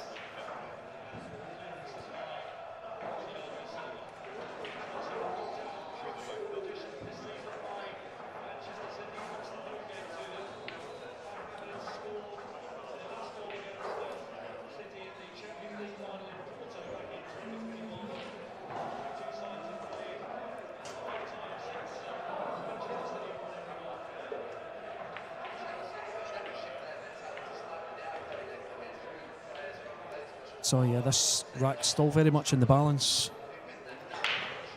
Fraser sitting at 6-2, sitting quite comfy, but Chris certainly not down and out yet.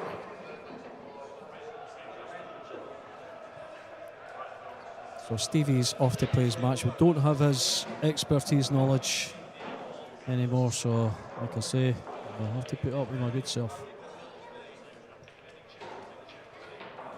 Not sure if Steve has mentioned the sponsors. I'm going to mention sponsors just to say a little bit about where we're playing. Scottish Cuesports live streaming. This is what you're watching this stream on.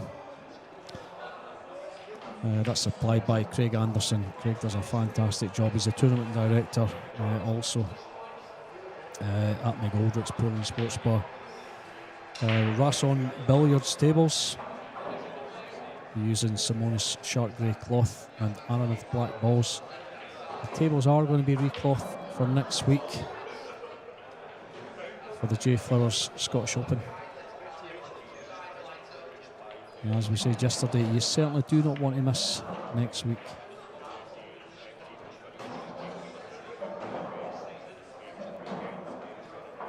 So there's still a little bit of 9-ball in this rack yet.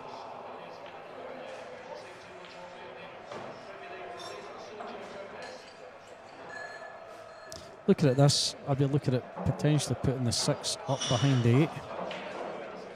Moving the cue ball back at the table.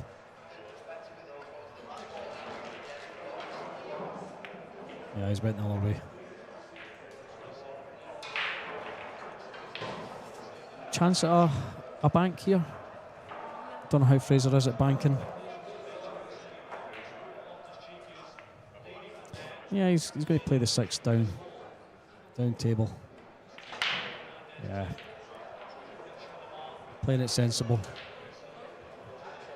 He's got a convincing lead. He knows he's in command, so yeah. No panic at the moment.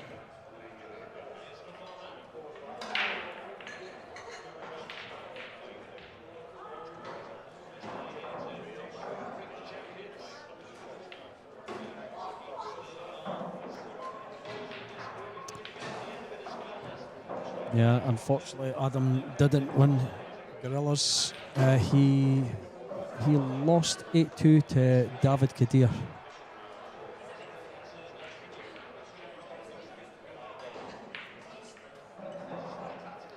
David is currently 1-1 with John Chapman on table 15. So the winner of that match goes into the semi-final.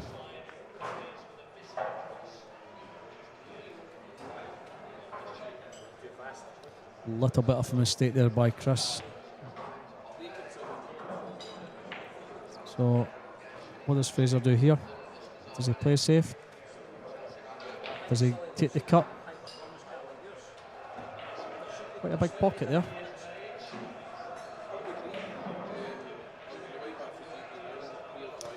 Yeah, and actually it's maybe not as big as what we thought. That 7 is just up table a little bit. Yeah, so yeah, he does have to be quite precise with the pot here. But he's guaranteed position on the 7.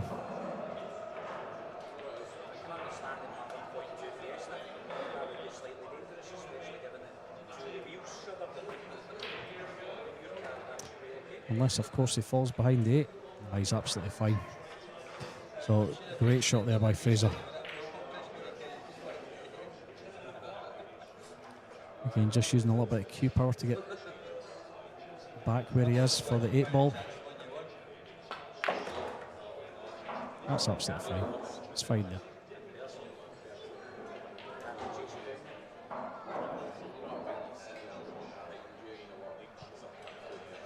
Yeah, Graham, it'll be good to see yourself next Friday with Adam. It's good to see Adam just now. Adam's here.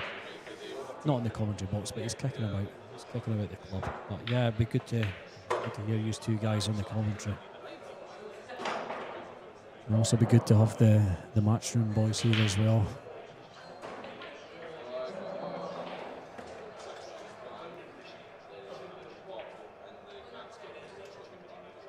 So what's Chris's chances here? 7-2.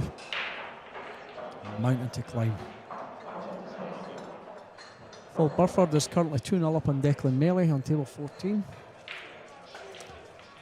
Table 12, Richie McDonald. 2-1 up on Paul Corrigan. That match is moving on pretty quick.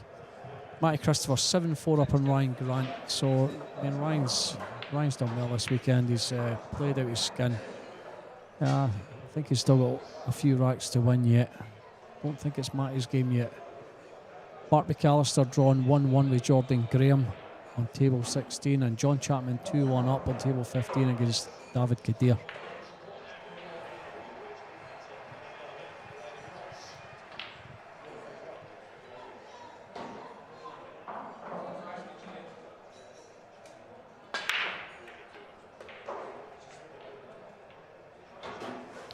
So yeah, Stevie Capaldi, Elliot Sanderson next up on table 13.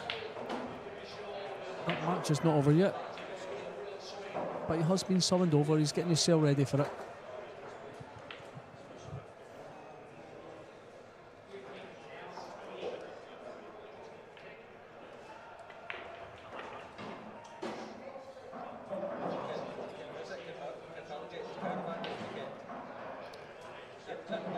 So just to push out here.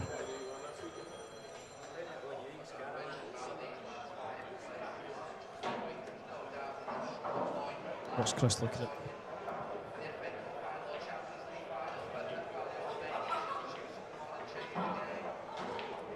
Ah, no, sorry. The break's already been done. I'm about 3 shots behind, I think. So yeah, the jump shot.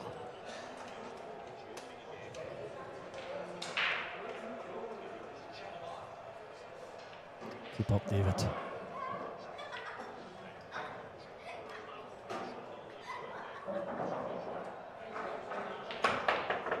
Oh, what a shot.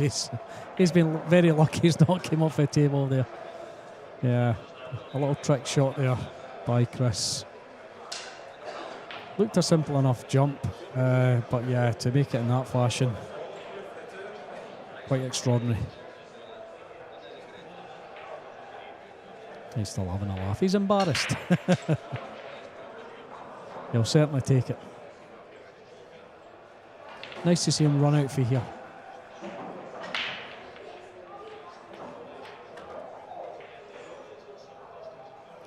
And he's not got too much to do with the table. It's nothing too awkward. 7 on the rail a little, but that's no problem to these guys.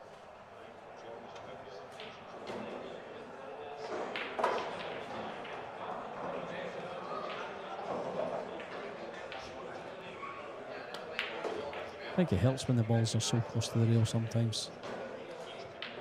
These guys seem to be able to fire them in.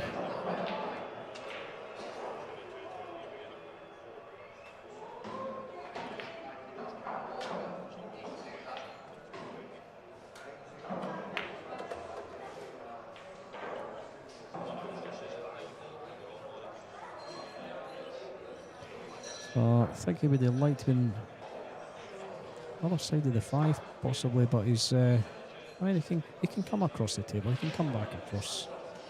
Shouldn't have any problems here.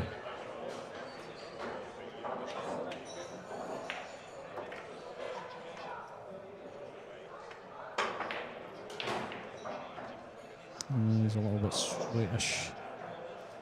There's still a wee bit of work to be done here. He's going to have to power this ball across.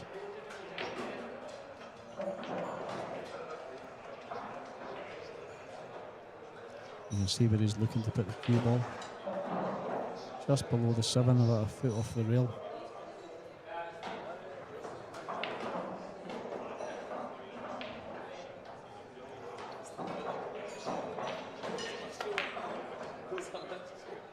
Yeah, the fact he's had to power that in has led to him missing the shot.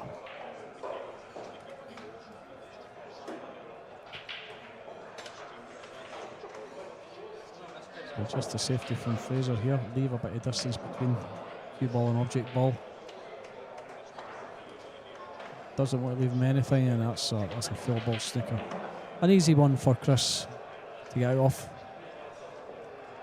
Just kicking off the rail, just where he's pointing with his cue. That's this well, he could put Fraser in trouble. Straight back.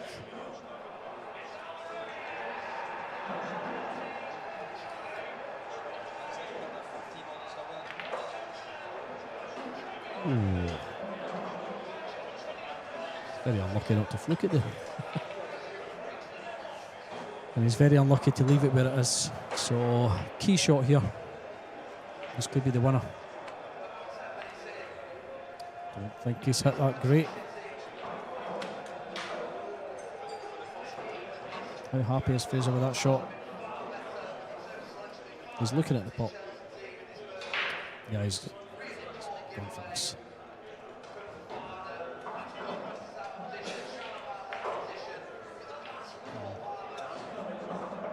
Wasn't the easiest shot. And again, it looks like he's been quite fortunate.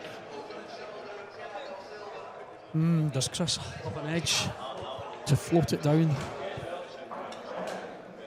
and avoid the off? It's very hard to tell.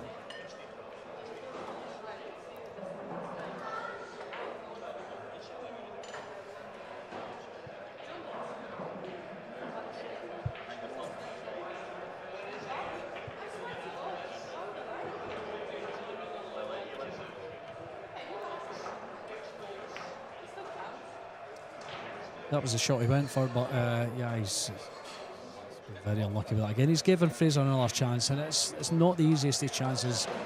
Even on the hill at 7-2, he's still got to make the shot. So taking a bit of time, let table 12 play their shot.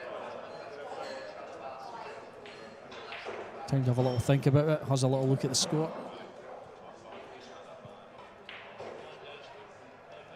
So we have Ryan Grant joining us on comms here. Ryan's just finished his game against, who was he playing? Matty Christopher.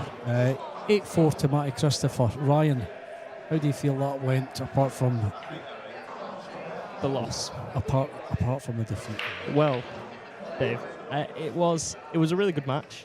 Full credit to Matthew Christopher, definitely the better player, and to be completely honest, I think 8-4 was a good reflection of the game, particularly in terms of quality. You know, Matthew, both of us got a break and run. Both of us were playing well in patches, but also throwing in those very rookie mistakes, as they'd call. You know, there was several occasions where, you know, probably should have played a little bit of a better shot. You know, one occasion in particular, he scratched on the 6. He potted the 6, scratched. 7, 8, and 9 were on the table, all relatively easy balls, but unfortunately, I just couldn't find the finish on them. But no, full credit to Matthew Christopher, great player. You know, I didn't quite play as well as I did in the first round against Dan Jones. I was hoping to replicate that quality, but I didn't. But regardless, you know, I played well, cued well, played some great shots, played some great safeties. Played some great jump shots as well, and overall just very, very happy with the performance. Good, yeah, it's good that you're happy in your game. I mean, you were on cloud 9 earlier. I think you felt like you played the 9 ball of your life earlier. And despite the score line, I think you've played a fairly even game with Matty there, by the sounds of it. Yeah, agreed. You know, I mean, you know, I'd heard from beforehand that he is a similar caliber player to that of Dan Jones, who I'd beat in the first round 8-4. And you know, obviously, you know, while I did play the game of my life in the first round, it wasn't quite at that level in the second. But regardless, it was still partially there, and it was still definitely you know, just a great game. So overall, just very happy with my performance. Very happy to have got 2 break and runs in one day as well. I've never had that before, but I get 2 a year. two a year if I'm lucky. Well, I'm not much better. I'm more once a month. That's the core I'm aiming for. I've had 2 this weekend.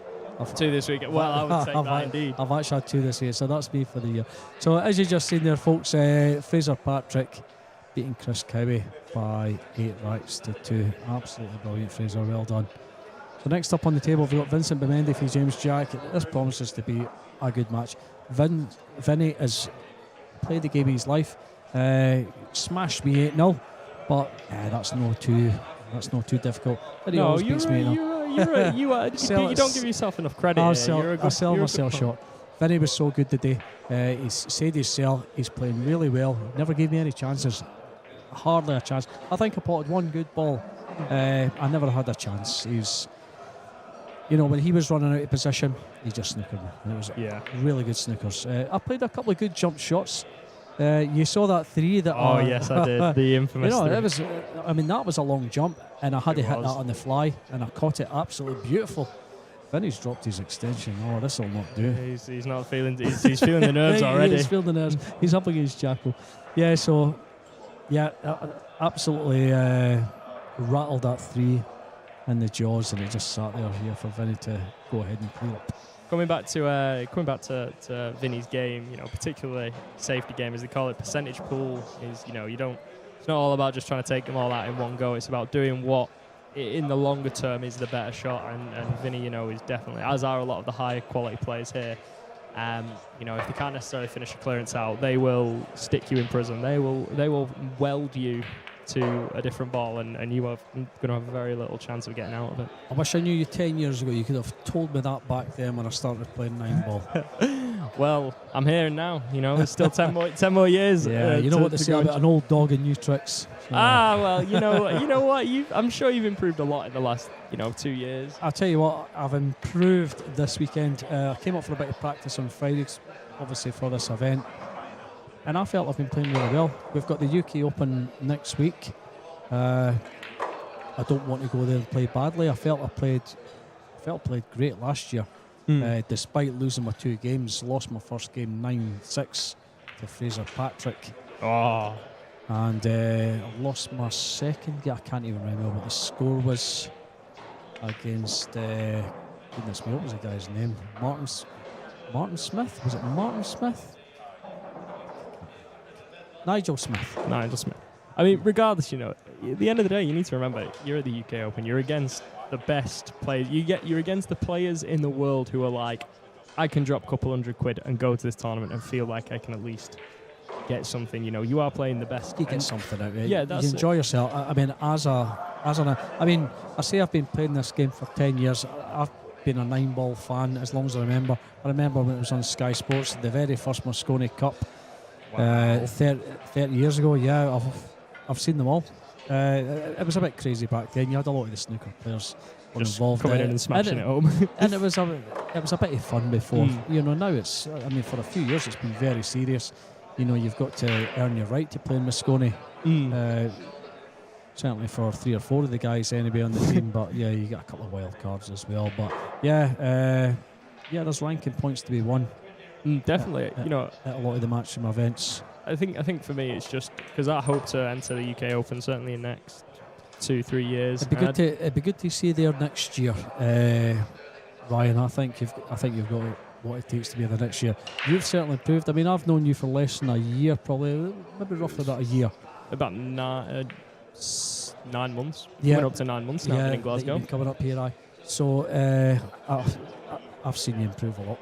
Yeah, I've seen you improve an awful lot. I feel like I have. You know, I played 8-ball, English 8-ball at university for 4 years. Yeah. And you know, I wasn't the best. I was bang average at that. But deep down, I always, because at uni, 9-ball isn't the main sport. 9-ball is mostly played like the first 2 months of the year, of the academic year. Yep. And you know, nobody's really a 9-ball player. Everyone who comes to join the pool and snooker teams are all, they're all English players. And deep down, I wanted to play 9-ball from the very start. And it was only in my last year that I was like, right, 9-ball's the one. And then in summer, my good friend John Park, who was today in the field as well, he pulled off a great win in the first yesterday against Colin McKechnie. Yeah.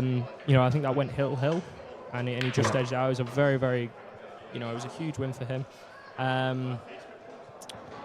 And then today, he played. Who was it? He played. Let's have a look at who he played. He played list here. Barry Scott. So I know that he played well. He was queuing well at the very start, and then Barry just found form and momentum and just took it forward. And John was 5-1 up, I believe, and playing really well. And then he suffered an injury. I don't know if you saw that. I have heard that his shoes slipped away. He almost face planted the table, and it was funny because I saw one of the snooker players that plays. I saw one of them laughing. He was falling about himself laughing because it was quite funny, but at the same time it was a shame. You know, nearly face planted the table. Yeah, it could have been pretty serious. Scattered a few balls. Yeah, and he hurt his shoulder. Yeah, I know. And from there, it was just a different game. It went downhill. He won one more rack, but yeah, Bash just came back at him and beat him 8-6. But yeah, that certainly changed John's game. You know, I mean, what is very, very funny about all of this is before the very, very first event, John bought those shoes, and he said to me, he was like, "Tell you, the grip on these needs wearing in because they'd feel really slippy." Yeah, you need to get a bit sandpaper. Yeah, definitely. But no, anyway, as I was saying, is so in summer, me and John played 9-ball a fair bit, and I would like to say that he taught me quite a lot of what I know. However, he didn't teach me nearly as much as our club pro here at McGoldrick's, Elliot Sanderson, who is one of the loveliest guys ever and a great coach. And he is, you know, he's I believe a big source of the improvement that I've had today. Yeah, definitely. In the last 9 months. I mean, I've had a wee bit of coaching for Elliot myself, and it certainly changed how I look at approaching the shot. I've probably gone back to some old habits, but yeah, certainly the things Elliot's taught me, it did change my game. Changed it for the better. almost overnight. Yeah, it's, Honestly, see that. I mean, that day I got the coaching, I felt so confident. You know, you'll always take something out of it. You might not adapt to everything he shows you. You might go back to your old habits, but try and stick to it. Try and stick to what Elliot shows you. The guy knows what he's talking about. He's a very good professional and a very nice lad. yes, he does. You know, I mean, as I was going to get coaching off him, I always knew that my stance was slightly off, and I knew that my stance was the main reason that I had this weird inconsistency of being able to fire in really difficult shots and then I'd miss others. And he took one look at my stance and he knew straight away. It was like, you're cueing brilliantly, it's dead straight, you're cueing, but your stance is off. Try literally stepping in with your right foot, stepping slightly to the left. I did that and it made a huge improvement instantly. That's exactly what I did. Yeah, and I was potting balls that I never thought I could pot. Yeah, I was grinning after every crazy shot I was putting. Yeah, it's such a good feeling. But no, listen, I do go back to my old habits and kind of lose my way with the game. Like I say, old dog, new tricks. I've learnt a few new things, you know, since I've been playing the game. But yeah, it's a never-ending, you know, journey of learning. You've always got new things to learn, and you will naturally pick up. And even the pros are learning all the time, you know. Yeah. We'll go back to the break, you know. We've already banged on, myself and Stevie have banged on about the break, the box break and whatnot. They changed the box break. The players, the top pros, they're learning how to adapt to the box break. And now, you saw at the Masters, a lot of them putting the 9 in, you know, the work. Max Lechner was just, you know, three golden breaks in one race to 9, was it? Yeah, I think he got 3 within 4 racks or something. Yeah, it was. Oh, what an effort that was then from James Jack. Unlucky there, Jacko. You know, and that is it. In the pros at the very, very top level are, you know, they're absolutely flying with it all. And one of the things, funnily enough, that I've been speaking to both John and Dan Jones about this weekend is, as well as Ryan Wissett, funnily enough, was is the stages that you kind of go through as a 9-ball player. So, because 9-ball, you're sharing the same balls that your opponent's potting, and obviously, you know, if you can pot balls 1 through 7 consistently, but you can't pot balls 8 and 9, well, you're going to lose a lot. I usually miss the 7. I'm fine getting up to 7, and then that's it. The mission. You know, the 7 seems to to elude you. It seems to move when I hit the cue ball. Because I think what I'm more alluding to is the fact that, like, players at sort of our caliber, we can obviously pot the 9. You know, we can clear a rack every now and then. You know, we're not as switch it on and off. You know, I mean, like, for example, if we look at the today's roster, I mean, you know, Simon Gardner went and ran 2 racks against Elliot, and obviously, you know, that's probably quite a common occurrence for someone of his level. Yeah. Whereas obviously me and you, we can't always guarantee the clearing the rack. So, you know, we will lose games because, you know, and I'm sure it happened when you played Vinny earlier, is, you know, obviously you might pop balls 1 through 4, but then if you miss the 5, you know, Vinny can on average pot more than 5 balls, and so he can then finish that rack off. So I'm leaving on 5 balls to finish. And you know, the later that we make the mistakes, the easier it's going to be for someone to clear up. I think that's where I went wrong today. I gave Vinny an easy game. I potted all the balls and left him the last one. So that's my excuse. And that is obviously no evidence to say otherwise. So. But the thing is, that is the way that 9-ball goes. Is, you know, you could easily see a scoreline like 8-0 and think, oh, that person's been absolutely smashed there. In fact, funnily enough, actually, Vinny hit 3 break and runs against you. Speaking of someone who hit just... He did, yeah. You know, you must have just been sat there thinking, I cannot do anything. He did do 3 break and runs. Well, you say break and runs. Oh, here we go. One of them wasn't a break. Was it a one of them was a reverse dish. I class that as a break and run still. Aye, it's still a run out. Yeah. It says on Q score run out. Because I did say to him, you know, he put up as a run out. In fact, I put up as a run out. And then he went to break. I went, hold on now, it's my break. Just run out. He says, no. He says, you broke. And then I ran your balls out. So I take that as a run out. So, I never looked at it that way. I just thought, it's a reverse dish. Oh, not necessarily take the point for that. I think I've had a couple of reverse dishes this weekend, so maybe I should have took another couple of run-outs. Oh, you should have done, you know, I mean, I'd class, you know, obviously anybody in the chat, you know, feel free to weigh in if you think a reverse dish it should be counted as a break and run on Q score. I think it should be. You've run out. Personally, I think it should be. You know, and this is where we get into the interesting spots of, obviously, you know, is a golden break a break and run? Personally, I don't think it is. Or a combination. I think a combination a break is. and somewhere along the lines you've comboed the 9 off the 4 or whatever. You see, for me, I think it is, because obviously, you know, if you broke potted balls 1, 2, 3, 4, 5, played the 6 into the 9 and won, then, you know, happy days. Absolutely. You know, if you know, we're getting attacked. We're getting attacked here in the commentary we're box. getting attacked. Matthew Wrigley's turned up, so he's here to cause some havoc. He's giving us some grief. He's coming to tell me, "Oh, I'm so glad you didn't get through, Ryan, because I was really not looking forward to playing you." Nothing. So who are you playing next, Matthew? The person who beat me, Matthew Christopher. Yeah, so he is. Yeah, Matthew versus Matthew. Yes, the battle of the Matthews. A tale of two Matts. Oh, give me cues back. He's running away. Oh, no, not me cues. I spent my hard-earned money on them. I know it is.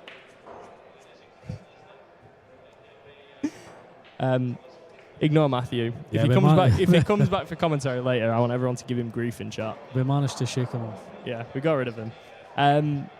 Whereabouts were we? Yes. Anyway, yeah. So I think that a combo is a break and run. I'll give you that. You know, simply because, you know, if you potted balls 1 through 5, play the 6 into the 9, you know, your opponent's not had a shot, so that is, you know, technically a break and run. Fair enough. I'll take that.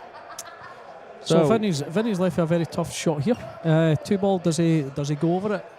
It's definitely going over it. Yeah, he's got the short stuff out. Must be a thin nick on it. Oh no, it's at full ball. Here's me thinking he can barely see any of it. Yeah, he's jumped it. Oh, great result! What a result that is. Is that his jump stick? Yeah, he did go over that. Oh yeah, he went over it. Yeah. You know, he absolutely jumped. He jumped that 2 ball there. And speaking of 2, Elliot Sanderson is now 2-1 up against Stephen Capaldi. Yeah. Some other results in. Phil Burford is 4-2 up against Declan Maley. Jordan Graham is 3-3 with Mark McAllister Jr. And John Chapman leads Dawood Kadir 4-3. Yeah, could be an interesting match. I wish we could watch all these matches. You know, these guys at this stage, they're all going to put on a great show. Agreed. You know, definitely. And regardless if it's tier 1 or tier 2, you know, both fields are relatively stacked. Yeah, well, I mean, tier 2, you've got Richie McDonald and Paul Corrigan there. Jordan Graham, Mark McAllister, John Chapman, David Kadir, all very worthy of being in tier 1. These guys, and I'm sure they have been or will be sometime over the series. Yeah, definitely. You know what I mean. It's a shame that not all of them can compete in tier 1 even. You know, because obviously the chances of some of them meeting in, you know, because I believe Mark McAllister met Benji Buckley in the first round, I think, yesterday. Yeah. And you know, I've not seen Mark McAllister Jr. play, but he's very handy with the cue.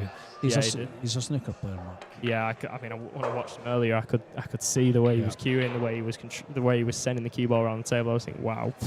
Yeah, he had a good result against Evan Corrigan.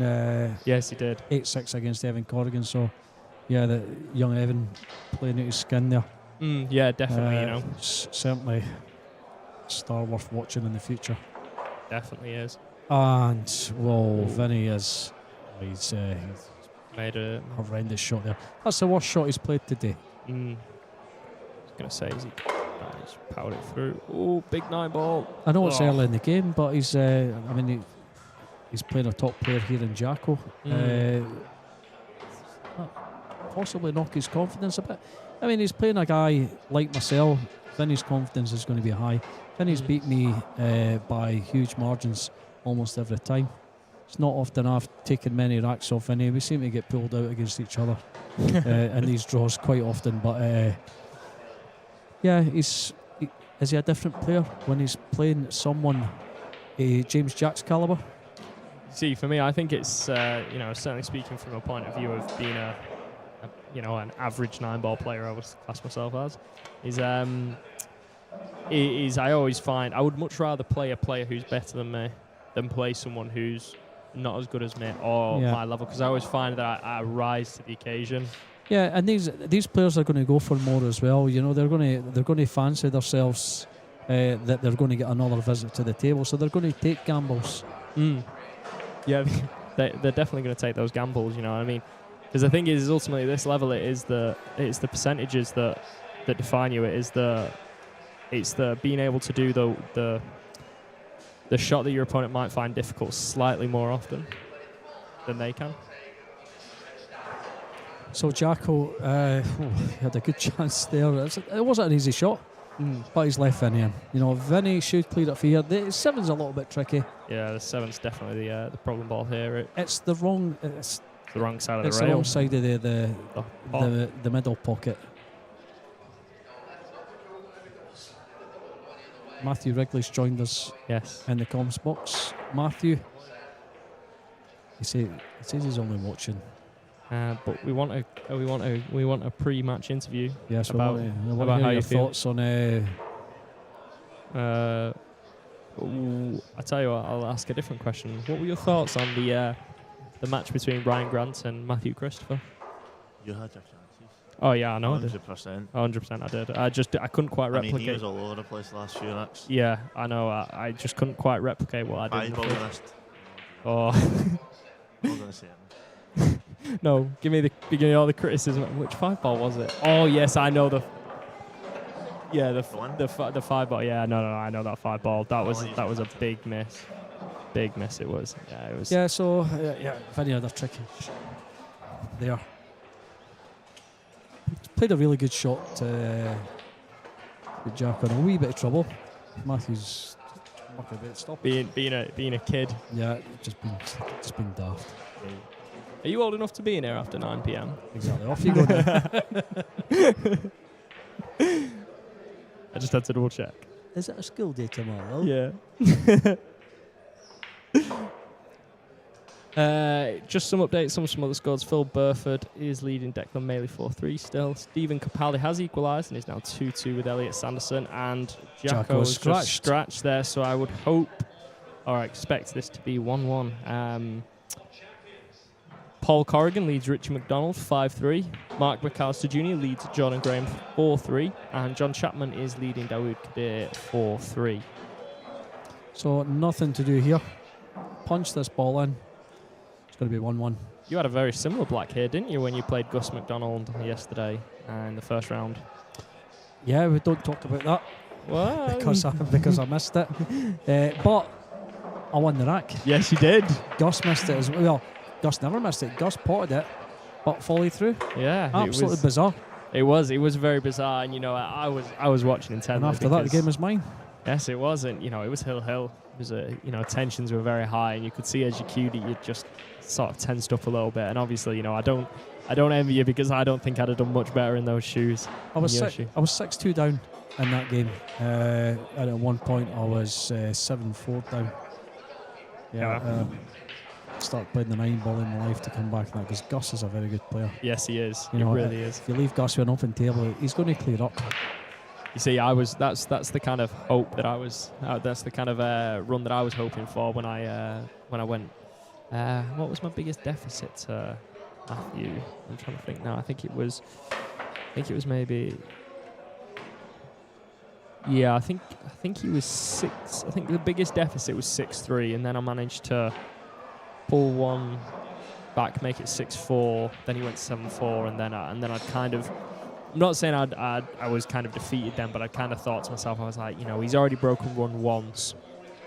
Chances are he'll be able to kind of maybe get those other chances with alternative breaks, and that opens up the discussion. Obviously, Dave, what are your opinions on winner breaks or alternating breaks? Do you have a preference? Do you think one's better than the other? Or Don't have a preference. I know when I'm playing in practice,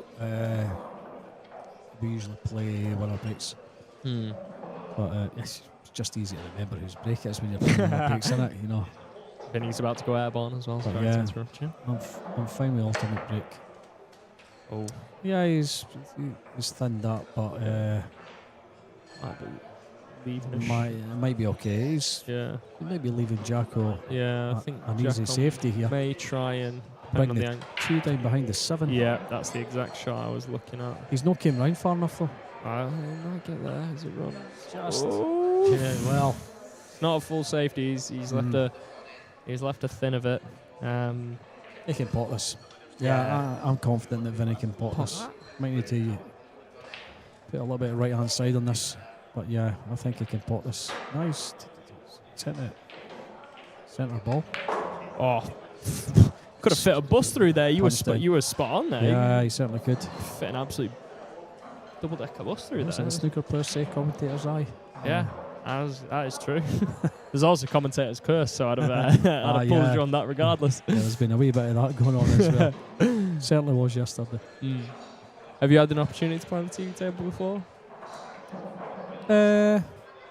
Aye. Yeah, I played. Who did I play on the TV table? John Chapman. John Chapman. I think this was last year. Was it the Scottish Open? I beat Conor Robb as well. I was playing really well. But yeah, let's check YouTube out. Matches on there. I'll go look for it. I wonder who the commentators were. Probably weren't as good as us two. I don't think anyone was commentating, to be honest. Not a lot of people were commentating back then, Ryan. It's only really been this season that guys have came into the commentary box. I mean, to be fair, we do have some great commentators. You've got yourself, got Matthew Wrigley, Graham Hamilton. The equipment's great as well. Yeah, absolutely fantastic equipment that they've got here. Nice comfy chairs. Can't have commentators that aren't comfy. Wouldn't they be here if it was not comfy? All we need is a little tap for some beer to come out of, and we'd be absolutely flying here. Yeah, well, yeah. I'll just stick to the Coke Zero. The Coke. It's alright. I mean, I drive here anyway, so tap of water would do as well. Oh, Jack. Oh, Vinny scratched off. Yeah, no, he missed the shot. He missed the ball. He was snookered and he missed it. Yeah, because it's a decent chance here for Jacko.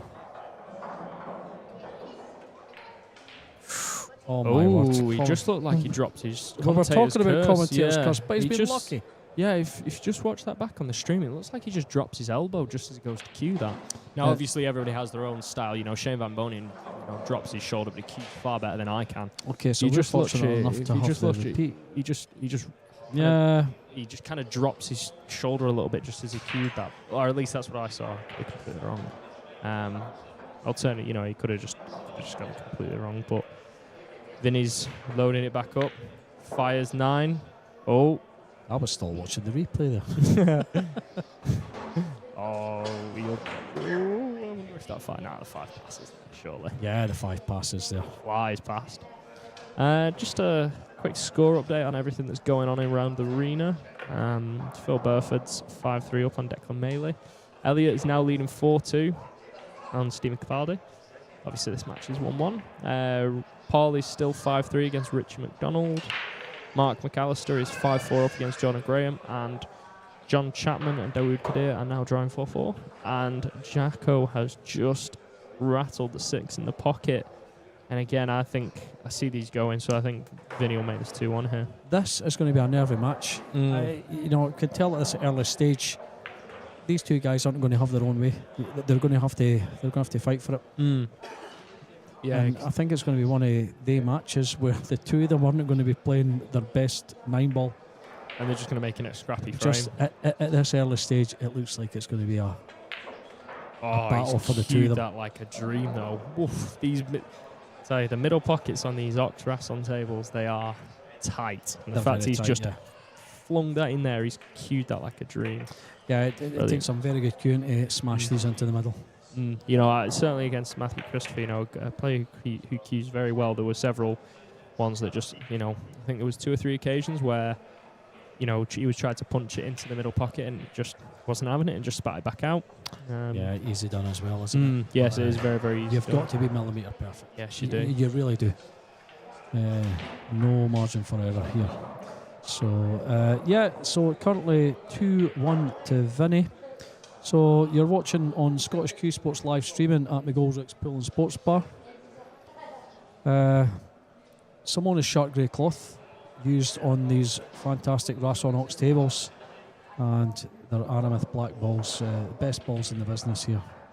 Yeah, it's all the best of gear. That's saying like coming to your normal sports bar and playing pool. We've got the best of conditions in the official best sports bar in Scotland. 2 years running. Yes, 2 years running indeed. And honestly, having come up here back in September, I'm not looking forward to leaving. I can't lie. This place has definitely become a home. Everyone's really nice, friendly, approachable. Bar is great. Staff are great. Tables are great. There isn't. I don't have one pet peeve for. Well, not a pet peeve. I don't have. Have one thing that could be improved here. Everything is perfect. If I could improve one thing, I mean, it'd maybe be to change a rule. There'd be no crazy combinations. Well, I mean, we're going to mention John McGinn again.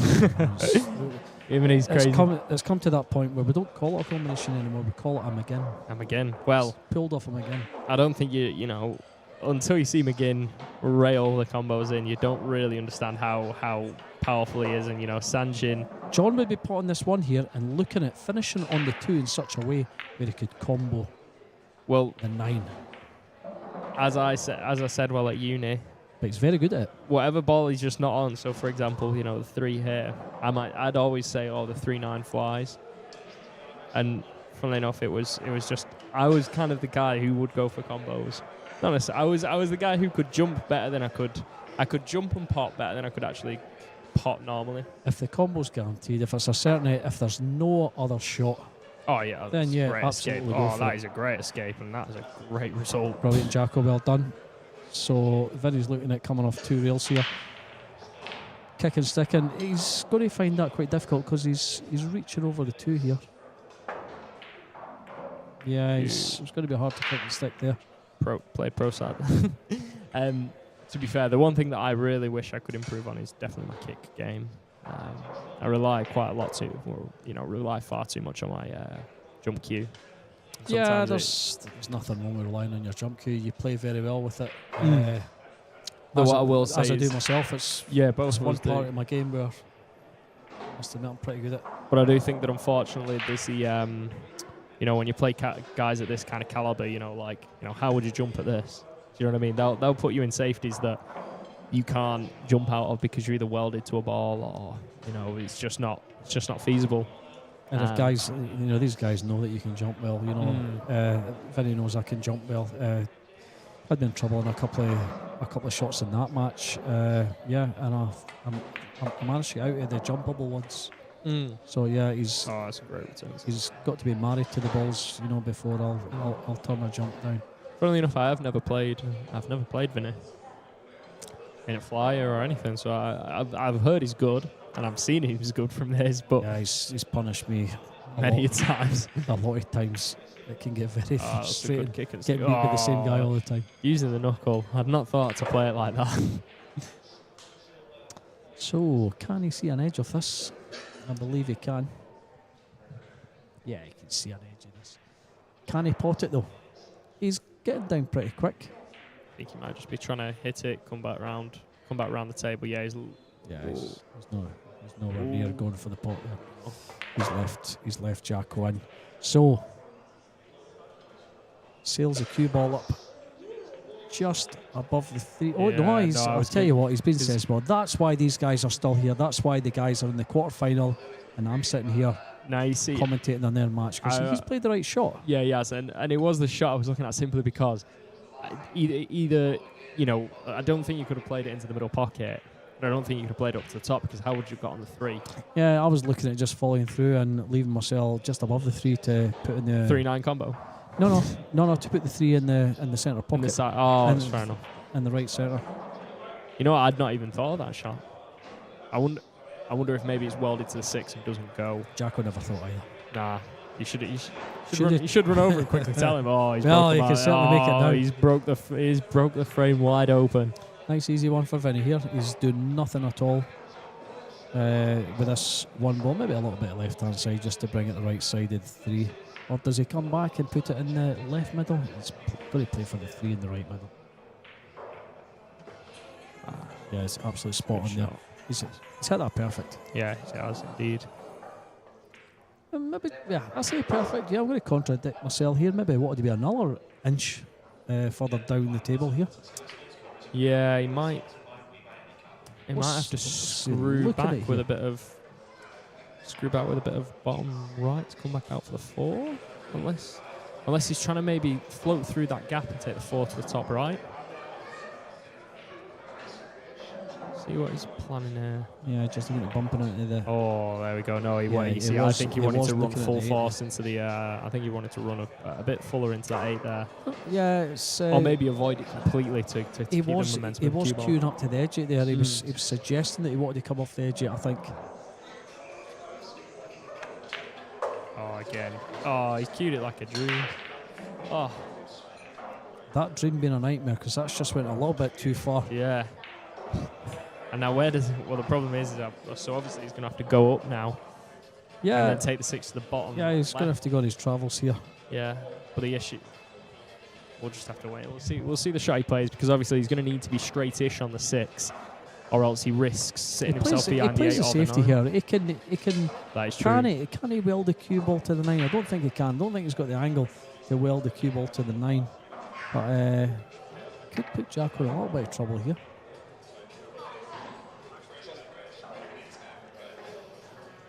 Quick update on some of the scores around the arena. Phil Burford is 6-3 up against Declan Bailey. 6-4. Elliot's Declan's sorry, just 6-3 came back. even. Sorry, I'm going blind. 6-4. Declan's just, yeah, if you look at top screen here. Top screen. Declan's score has just went up. Right, okay, so there's a bit of a delay on that one. My bad. Elliot Sanderson leads Stephen Capaldi 5-2. Paul Corrigan has reached the hill against Richard McDonald. Mark McAllister Jr. and Jordan Graham are 6-6.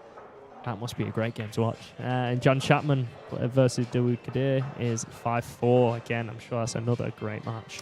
Yeah, these matches are going to... I believe these ones are going to go all the way. Possibly not. Richie's and Paul's. Richie capable Yeah, very, very capable. in players. knocking in 5 racks in a row. But yeah, Paul's playing well. Fancy Paul to win that. Just on the basis that he's 7-3 up.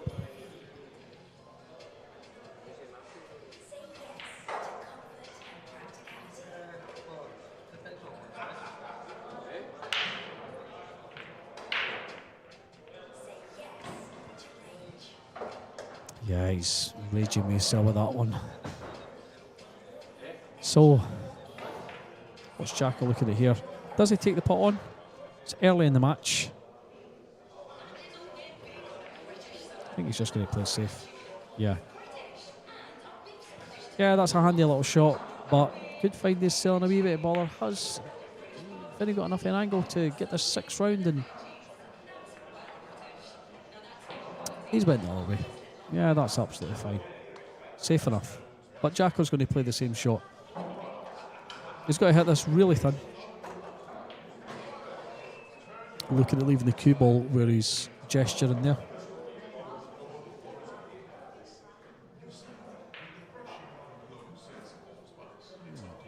What's he looking at here?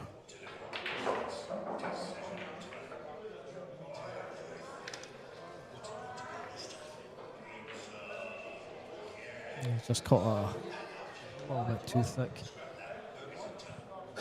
And he's left Vinny a chance at carrying the 8 in the middle. Although he's got to go really thin on this 6. He's got to take it on. Doesn't have to do a lot with it, and he's potentially got the 6 in the bottom left. Unless he hits it with a bit more authority. I mean, the cue ball, he can't hit this too hard because the cue ball's going to be flying anywhere. I feel like he's got to hit this pretty delicate. Leave the 6 in a potable position in the bottom left.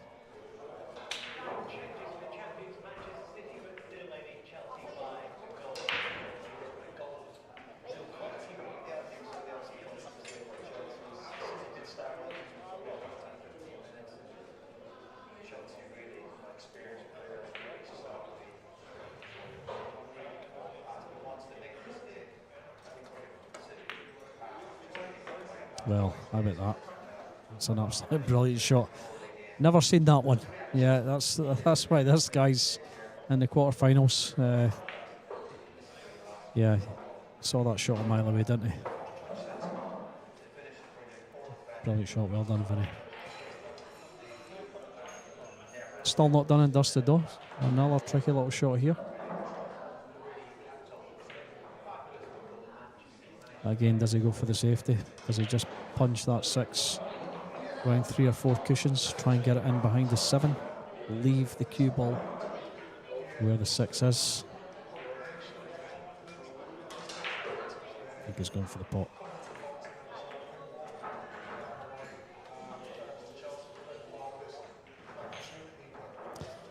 And he has left it. And this shouldn't be too difficult for Jacko. I know it's not ultra tight in the pockets. It came out far enough that Jacko can just catch an edge of the rail. And he's all right on that 7. So, barring any madness, that should be 2-2. Well, he's put a lot into that. He's put a lot into that. He's finished very awkward. Pocket pace here. Do nothing with it. Smashed it. Yeah, he's missed up the half a diamond. Yeah, that's got away from Jacko a wee bit there. So 3-1 Vinny. So very well done, Vinny. A quick update on the other quarterfinals in Tier 1. Phil Burford is 7-4 up on Declan Mealy. Elliot Sanderson has now went 6-3 up on Stephen Capaldi. And as you just saw there, Vinny Vimende is 2-1 up on James Jack, the first semi-finalist through is Fraser Patrick. In Tier 2, Jordan Graham is losing 7-6 to Mark McAllister Jr. Mark on the hill there. John Chapman drawn 5-all with David Kadir. Let me see. A game just going on. Matty Christopher and Matthew Wrigley is just about to go on table 12. Yeah, so I believe Paul Corrigan finished off Rich McDonald and won 8-3. He certainly has to. I don't see his score there anymore. It's down there, yeah. So there. yeah, so unlucky to Richie there. Very well done to Paul Corrigan. Oh, this 3 could be in. Ooh, just not enough mustard. This is the thing with the guys that are going to be playing at the UK Open. They're playing really well just now. They've been putting in the practice. Paul's gone down to the UK Open himself, so yeah, he's a very dangerous player in the club. I'd love to, like I said, I hope next year, especially to enter, because I'd love the opportunity, even just it sounds so simple, but just to play a really high class player, you know, sort of like top 20 in the world. Even if I just took 2 or 3 frames off them, I'd be over the moon with that. I'd retire from 9-ball if I was able to score something like that. Because for me, it's just the opportunity to go to such a well-established event and to just really like weigh yourself up against these kind of. Oh, he's been all right there. He has done. Yeah, I know what you mean. I mean, the UK Open last year, that was the first ever UK Open. Young Matthew was 18 at the time, got a chance to play Shane Van Bonen and went 2-0 up on him. Then Shane thought, who is this guy? I've had enough. Beat him 9-2. Funnily enough that you mentioned that, I was scrolling through social media the other day and I saw a highlight of Jason Shaw, who was playing, you'll see why this is relevant in a second, in the UK Open. Yeah. And funnily enough, the commentator was like, "Oh, that's a great shot." And then, just an update on another table. Shane Van Bonen is now leading Matthew Wrigley 6-2. He's got the end in sight. And I was like, "Wow, he was mentioned on the official TV table." Yeah, I think Matthew sent that one to everyone. Oh, did he? Yeah. No, it's good to hear the guys getting a mention. I'm sure Graham got a mention as well. Graham Hamilton, I'm sure he got a mention as well. Who's the commentators? Phil Yates was one of the commentators. Who's the other Jeremy guy Jones, Cowboys. The Irish guy. Can't remember his name. Ooh, I don't know. Can't remember his name. He's I always get him mixed up with Phil Yates, even though Phil Yates isn't Irish. This guy's not got a really strong Irish accent, the guy I'm thinking about. If anyone can help us out here, Graham Hickman's watching. Help us out here, Graham. Who is that commentator, the Irish commentator for Matchroom? And Jacko's just left a 4 over the pocket. I think it was a bit of a skew safety, or possibly in fact, looking at where he's got the cue ball, I think it was an attempted pot. And fair play to him. It's not a pot I'd have taken on, or even got that close even. Jacko needs to reset, rediscipline himself, and get himself back into this match, because I feel that it's maybe just coming away from him a wee bit here. We thought this would be a bit scrappy. It has been kind of scrappy, but Vinny's going to go 4-1 up here, I believe. At 4-1 up, that's going to suggest that Vinny is in total control. Yeah, although it's not looked like it really. Michael McMullen, that's it. Thank you very much for that, Peter. Yeah, Michael McMullen. Oh, that's right. I don't know why I always get him and Phil Yates mixed up. I don't think they sound alike. I think their style is the same. But yeah, we've got 2 different accents. Thank you for helping us out there, Peter. Much appreciated. I do believe some of the matchroom referees are going to be here next week. Carol Boyce, I think, is going to be in the commentary box. Yeah, referees. Commentators. Yeah. Commentators, pundits, what do we call them? What a beautiful. I think some of the matchroom referees are going to be here as well. I It believe. wouldn't surprise me. So I've heard young Julian, and I'm sure Paul said Ben. I could be wrong. Ben Taylor. 2 really good referees. Good players as well. This is the first. Sorry to interrupt you. This is the first time I've seen Vinny play, but he's wow. Yeah, he's a very good player. I think he stepped up a gear in this match. It was going to be a bit scrappy, but yeah, he's stepping up again now. He's got to be confident. He's went into this match. He was going to be confident anyway, but playing Jacko, he's had to be a little bit cautious as well. And I think he feels that he's got Jacko here where he wants him, and that's going to boost Vinny's confidence. Vinny's going to be playing Jacko like he's playing me. So I can see Vinny potentially running away with this now. Yeah, I do. I think 9 ball is a big momentum game, and I think certainly stopping your opponent, stopping your opponent's momentum is something that's very hard to do. Could be in it. Oh, he's in. So some updated scores in. Phil Burford has made it through to the semi-final, beating Declan Maylett 8-4. Stephen Capaldi is 6-3 down to Elliot Sanderson. Jordan Graham and Mark McAllister Jr. have gone hill. So they're 7-7. Matthew Christopher and Matthew Wrigley still yet to score a point, as that is 0-0 at the moment. I'm not sure if they're maybe just warming up. I mean, you could briefly see Matthew Wrigley in the corner of your screen. Yeah, that's just warming up. Yeah, he's just knocking balls about his And cue. John Chapman is now trailing 6-5 to Dawood Kadir, and Paul Corrigan and Archie McCorkle is just about to get put on. Table 14. So Paul just coming off the back here and they're straight back on. So this is what happens when we get to this stage. The matches are thick and fast. I played 3 matches yesterday. I'm not used to playing 3 matches in one day. That took it out of me. I'm used to walking about with my camera in the commentary box, just having a laugh, eating lots of food and then eating more food. But I never ate yesterday until, goodness knows what time it was. It was late anyway. The kitchen was shut. It was because you were too busy feeding the hunger and the ambition that you had. Yeah, I was enjoying the game so much. You forget where the time goes. Jacko's got to make a statement here and finish this. Oh, what? Might just be all right there. And we puffy the cheeks. And that is that game done. Sorry to interrupt, but that is Mike McAllister through to the semi-final as Jacko. I will make a bit of a controversial statement. I don't know what your thoughts are on this one, but I feel like Vinny has had a little bit of a roll on the table today. I think he's just getting a little bit lucky on certain flicks against Jacko. It is. I mean, obviously, Jacko kind of overhit it and rattled the middle jaw, but for it to then pop back out and knock the cue ball the way it did, because 9 times out of 10 with me and you, it'd have rattled it and the cue ball would have been spat out towards the other end of the table. Yeah, absolutely. So maybe this could fire up Jacko here. He's got the 9 on the move there. He's went to the 9. A lot of the guys are managing to get the 9 moving these days on the back of events 2 weeks ago Yeah, you know, I mean, at the Masters. I saw earlier today in the first round, Matthew Christopher was playing. Let's have a little look. Steve Christopher was playing. David Markey, that was Markey. it. And David Markey got a golden.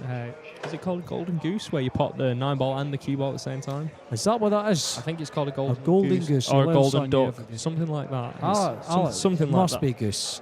Yeah, It's- golden goose. Golden goose or golden duck, something like that. Some avian animal, avian bird. And obviously, I've never seen not outside of a pro pool anyway. But I was like, oh, that's gotta work. Yeah, I seen someone else do it earlier as well. Sorry, not off the break. No, it wasn't off the break. They made the 9 and the cue ball went in. That's always a shame in that. Yeah, it is. Unless it happens to your opponent. Yes, in which case, bring it on. Absolutely. As I was saying earlier, we were talking about events next week. We're talking about commentators. So the J Flowers Scottish Open next Friday, Saturday, Sunday. I do believe that from the last 16, we're going to have Carl Boyce, potentially other matchroom pundits in the comms box. So yeah, what a coup to get that in the club. The whole event's going to be set up by Matchroom and McGoldrick. So the Matchroom guys potentially going to be here on Thursday, I believe, setting up rigs, etc. for the arena. So yeah, it's place is going to be looking fantastic. It's going to be very, very professional. I don't think it's going to be recognisable. Once it's all set up. You know, I'll hope to at least come down after work, maybe some of the days, and check it all out and see what it's all. I've managed to get the day off work. I've got the. What a beauty! I've taken the Friday off, but yeah, that's going to be stuck here all week. Ooh, Vinny just chucks in a miss, but is he going to get? Yeah, and again, he just don't know if Matchroom will bring their own foot up for little Tucker. a game's just finished. It's the guy Is that Elliot's game? Yes. So, Elliot Sanderson, I'm going to guess, given that game's disappeared, has just finished Stephen Capaldi off, winning 8-3. Yeah, and that well means Elliot there. And that is Elliot and Phil in the semi-final, which makes a change, seeing as it's not them two in the final. Makes a change from the final. So the final yesterday, semi-final today. I'm positive it was the last two finals as well in the last event. Yeah, The main and the tier 1. Yeah, it seems to be a pattern there. Yeah, well, they're both high class players, and interestingly enough, that is the next game on table 11. So we will have the pleasure of commentating on that. If the final is going to be Scotland v England. Oh, so the winner of this match you're watching is going to be playing Fraser Patrick in the semi-final, which will be on table 13. We won't get to see that one, but the match up next we are going to be watching is Phil Burford v Elliot Sanderson. again, a good game. I certainly think Elliot's going to be fired up for it after last night's scores. After last night's score, I don't think he performed badly, but Phil was a machine. Phil being the usual machine. I needed to get up. I needed to be nice and rested for today, so I unfortunately missed that match. Yeah, I commentated on that match. It was it was a pleasure to commentate. And that last 9 he played, cue ball being about. Sorry. Can we just speak about the shot that Vinny has just played here? Oh yeah, let's have a look at the replay there. What a shot! Speaking of great shots, this was something like Phil's shot last night, but with the 9 ball. Nah, it was nothing like it. Well, no, but look where the 4 is. It was nothing like it. He just brilliant! plunged down. Look at the pace control. Beautiful. We've just watched the replay there. That was great. You'd think he'd have a table of this on his own. Nothing like Phil's shot. Was like Phil's was a better shot than that. Wait. Beautiful. Matthew Wrigley has just gone up 1-0. Yeah. That's the. So Dawood Kadir has just beat John Chapman 8-5, and is through to the semi-final. And it's looking like that there could be a Scottish winner for tier 2. Yeah, there could be. Yeah, that's Adam Smith. That's a rarity. Yeah, Adam Smith has lost his title. I believe he's won the last. Has he won the last 2? The first 2 Tier 2 events where Adam Smith winning them? Tier 2, I really couldn't tell you. Full Burford certainly Tier 1, yeah, but Adam Smith's not had his way entirely in the Rasson this year. No. He has been doing very well on the other Scottish tour. Oh, the Edinburgh one. Wallace and Quinn. Is it Wallace and Quinn? Something like that. Something like that. Because I was tempted to. Funnily enough, Matthew Wrigley was asking if I'd fancy entering that, and you know, for 30 quid, I might try my hat in the ring and gone one of them because Give it a bash next yeah, time. just you know, it's all experience, and I enjoy competing, and you know, it's great fun. So the plot thickens here. 6-1 to Vinny. I think this just came away for Jacko now. Jacko's sitting there, can't even look at the table. He's too busy watching what's going on table 12. I think Jacko's chucked the towel in here. Let's just watch his body language from here on in. Good lad, Jacko. Good player. Very disciplined the last couple of events he's played. He takes the game to heart. Nobody likes getting beat, but yeah, it's affects some players more than others. Needs to raise his game. He needs to get his head up. The fact that he's took a wee bit of time on this is showing that he has got a bit of discipline about him. And I think at past events he'd maybe got down and just smashed that ball. But this is a tricky wee one for Vinny. Don't think he can play off the side rail here and pot this. No, he's welded to that top knuckle. Oh, unbelievable. What do I know? Again, that's why I'm sitting here. Vinny is in the quarterfinals. Well done, Vinny. Vinny's also forgot to put his score up, I think. No, it is showing up at 6-1 on the monitor. Yeah, there it goes. Just came up now. I see this frame getting taken out here. I think it's probably quite a simple clearance for someone of Vinny's calibre. Certainly someone of my calibre would struggle with this because just bang average. these series of delicate shots here. There's nothing fancy going on here whatsoever. So 4 in the middle here. He's going to be bang on the 5, isn't he? I wonder if Elliot and Phil's going to get thrown on after this, isn't it? Elliot and Phil's going to be on the stream table after this, yeah. And I think this could be over sooner rather than later. Jacko's got his head down, wondering what he could have been. You're not out it yet, Jacko. The thing is that, agreed, but at the end of the day, it's crazy that how competitive the field is. Certainly someone like myself, when I played at university, I thought everybody would, I'd meet some great players and I'd be like, they're good at 9-ball, they're good at English pool, they're a good player. And then the minute I've come out into the open world, I've then been like, these people are like met the real players. I've been like, these people are like, and I know that some of my friends have always said, university level pool is pretty low. Aye. The standard's very low. I didn't truly realise it until I'd left, and I realised like, wow, there are some handy Qists out here. I was the same when I started playing in Edinburgh. I thought, I'll go along here and I'll be all right. I'll take these guys on. I enjoy 9-ball. I'll take this game on. Guys were fantastic. Your Jim Smiths, your Johnny Holdens. The guys were brilliant. Andy Morris. What is the format of the John Wallace, the Edinburgh tour? Because I had a look at the. It's a double elim. I had a look at it on Q. One-day event. 1-day event. Yeah, it's just a one-day event.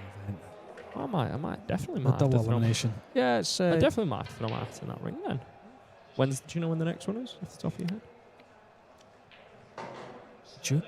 June, I think. Yeah. Well, I might. I'm on holiday for.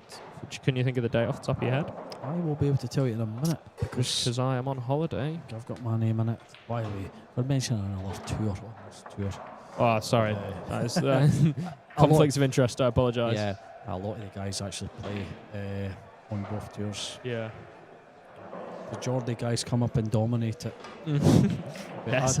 Adam winning 9 out of the last 10. What? Something like that. Let me have a wee look at my calendar. Oh, 9 ball. Oh, he gets a golden break. That's how you do it, Jacko. Let's have a look at the.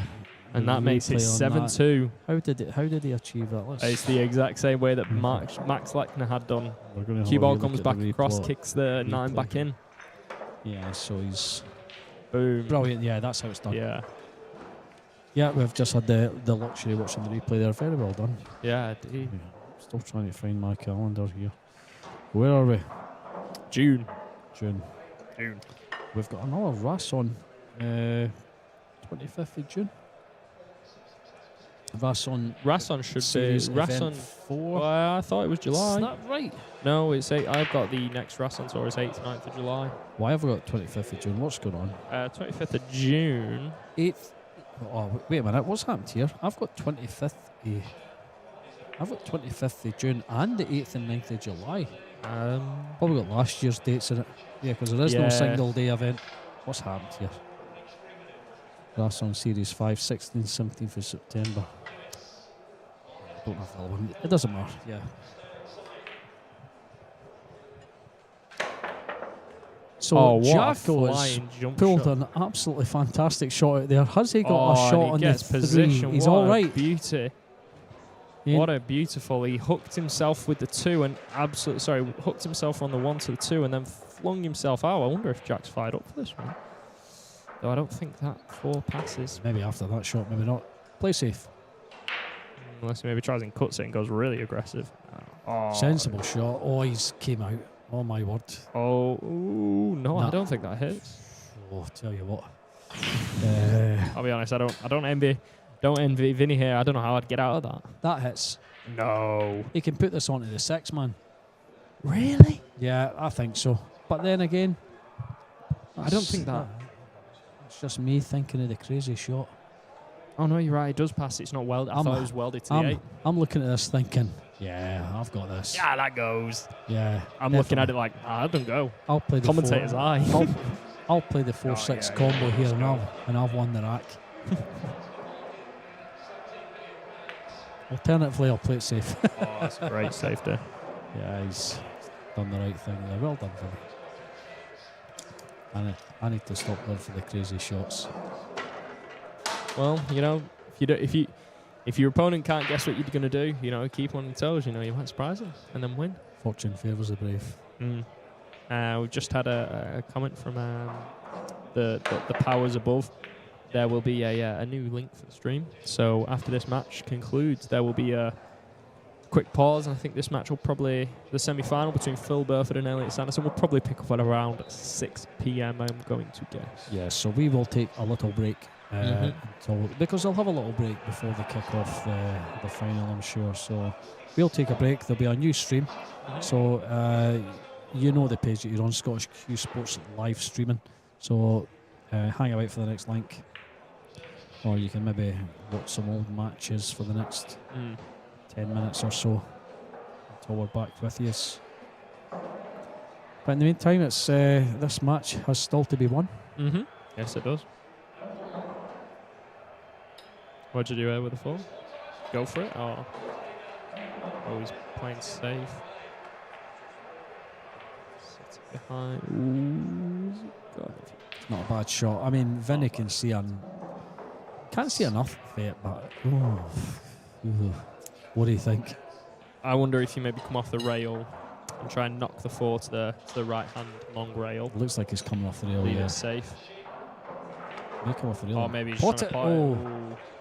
Got a lovely. Well, he got a dreaded double kiss, but in this case it was a lovely double kiss though. And it's not infallible from another safety, a return safety. Ooh, Doesn't like it.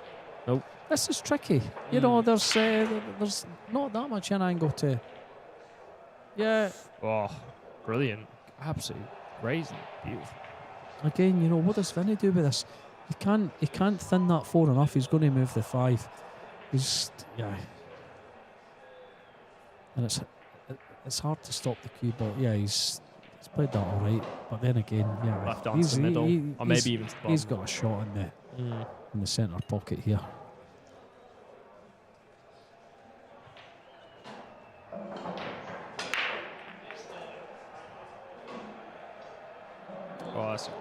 Playing a little bit saved it, but I cautious. think it's He's, just, yeah. just got Vinny's out. going to take this one on. Yeah, you know, I mean, with how he cued that 7 a few frames ago, I see him powering this in with a bit of left-hand side and just kind of clip off a little bit. I think he plays it slow as well. I don't think he needs to do much with it. He doesn't have to do a lot with the cue ball. If he wants to put the 4 in the middle, it's a hard shot. But at 7-2 up, I feel it's worth the gamble to get this match over and done with. Doesn't want to let Jacko Back in. No. Doesn't want to give him a rack or two. Certainly doesn't want to do that. Jacko will feed off that and potentially punish him. But Vinny's in the driving seat at the moment.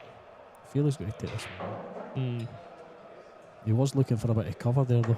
The way he walked through the table. He's played the cross bang. Yeah, he's had a few options there, and he's played what he thought was right. And it probably was a right shot, and he's just been unlucky. But again, he's in a good position. Shot. So, it'd be nice to see Jacko Get another frame on the board. clear this one up.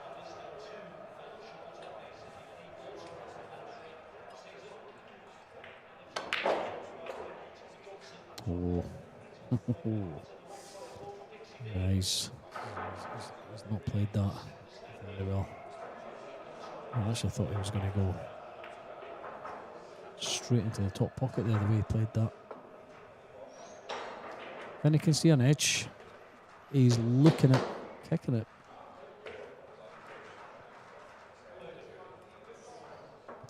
Yeah, Swerving it. Maybe try and hide it behind the 7. I think he's going to try and kick that in the middle. He was looking at the angle. Left it. It's a tough one. This is a tough. cue test of this. It's tough because he's got to get back for the 7. Does he just...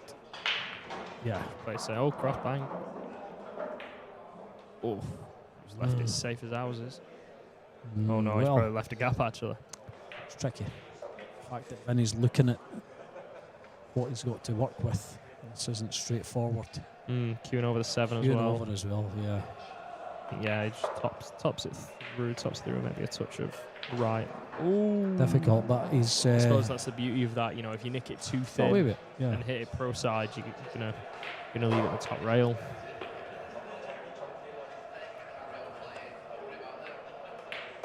That's This looks a great shot. It's a great shot. Deserved a little bit better than that. Oh, the crowd sigh. Commentator's curse, that's right. If we'd not said anything, he'd have got it welded to the 7. Yeah, we'll just leave it. We'll let these guys play this out without doing too much.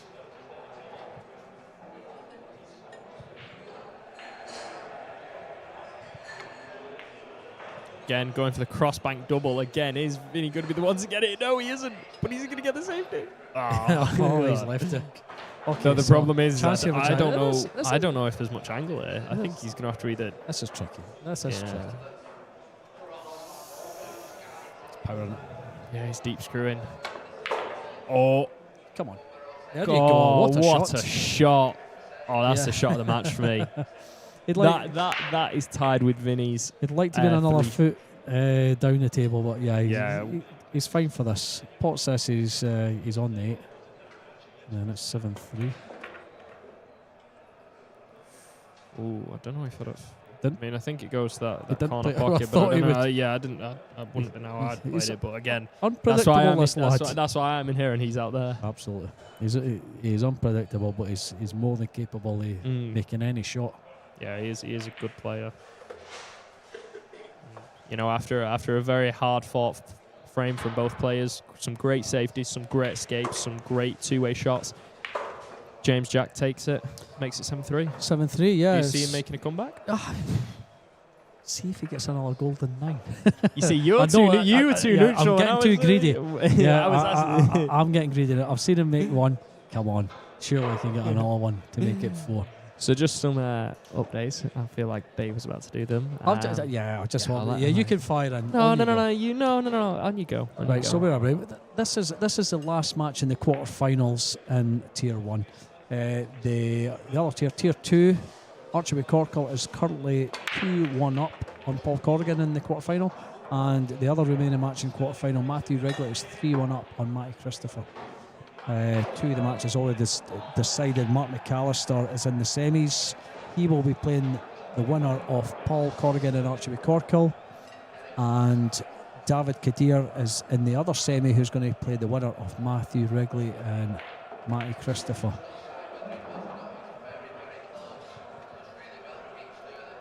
So good chance of a Scottish winner in the tier 2. You could still have one of the English lads, Yes. Matty Christopher.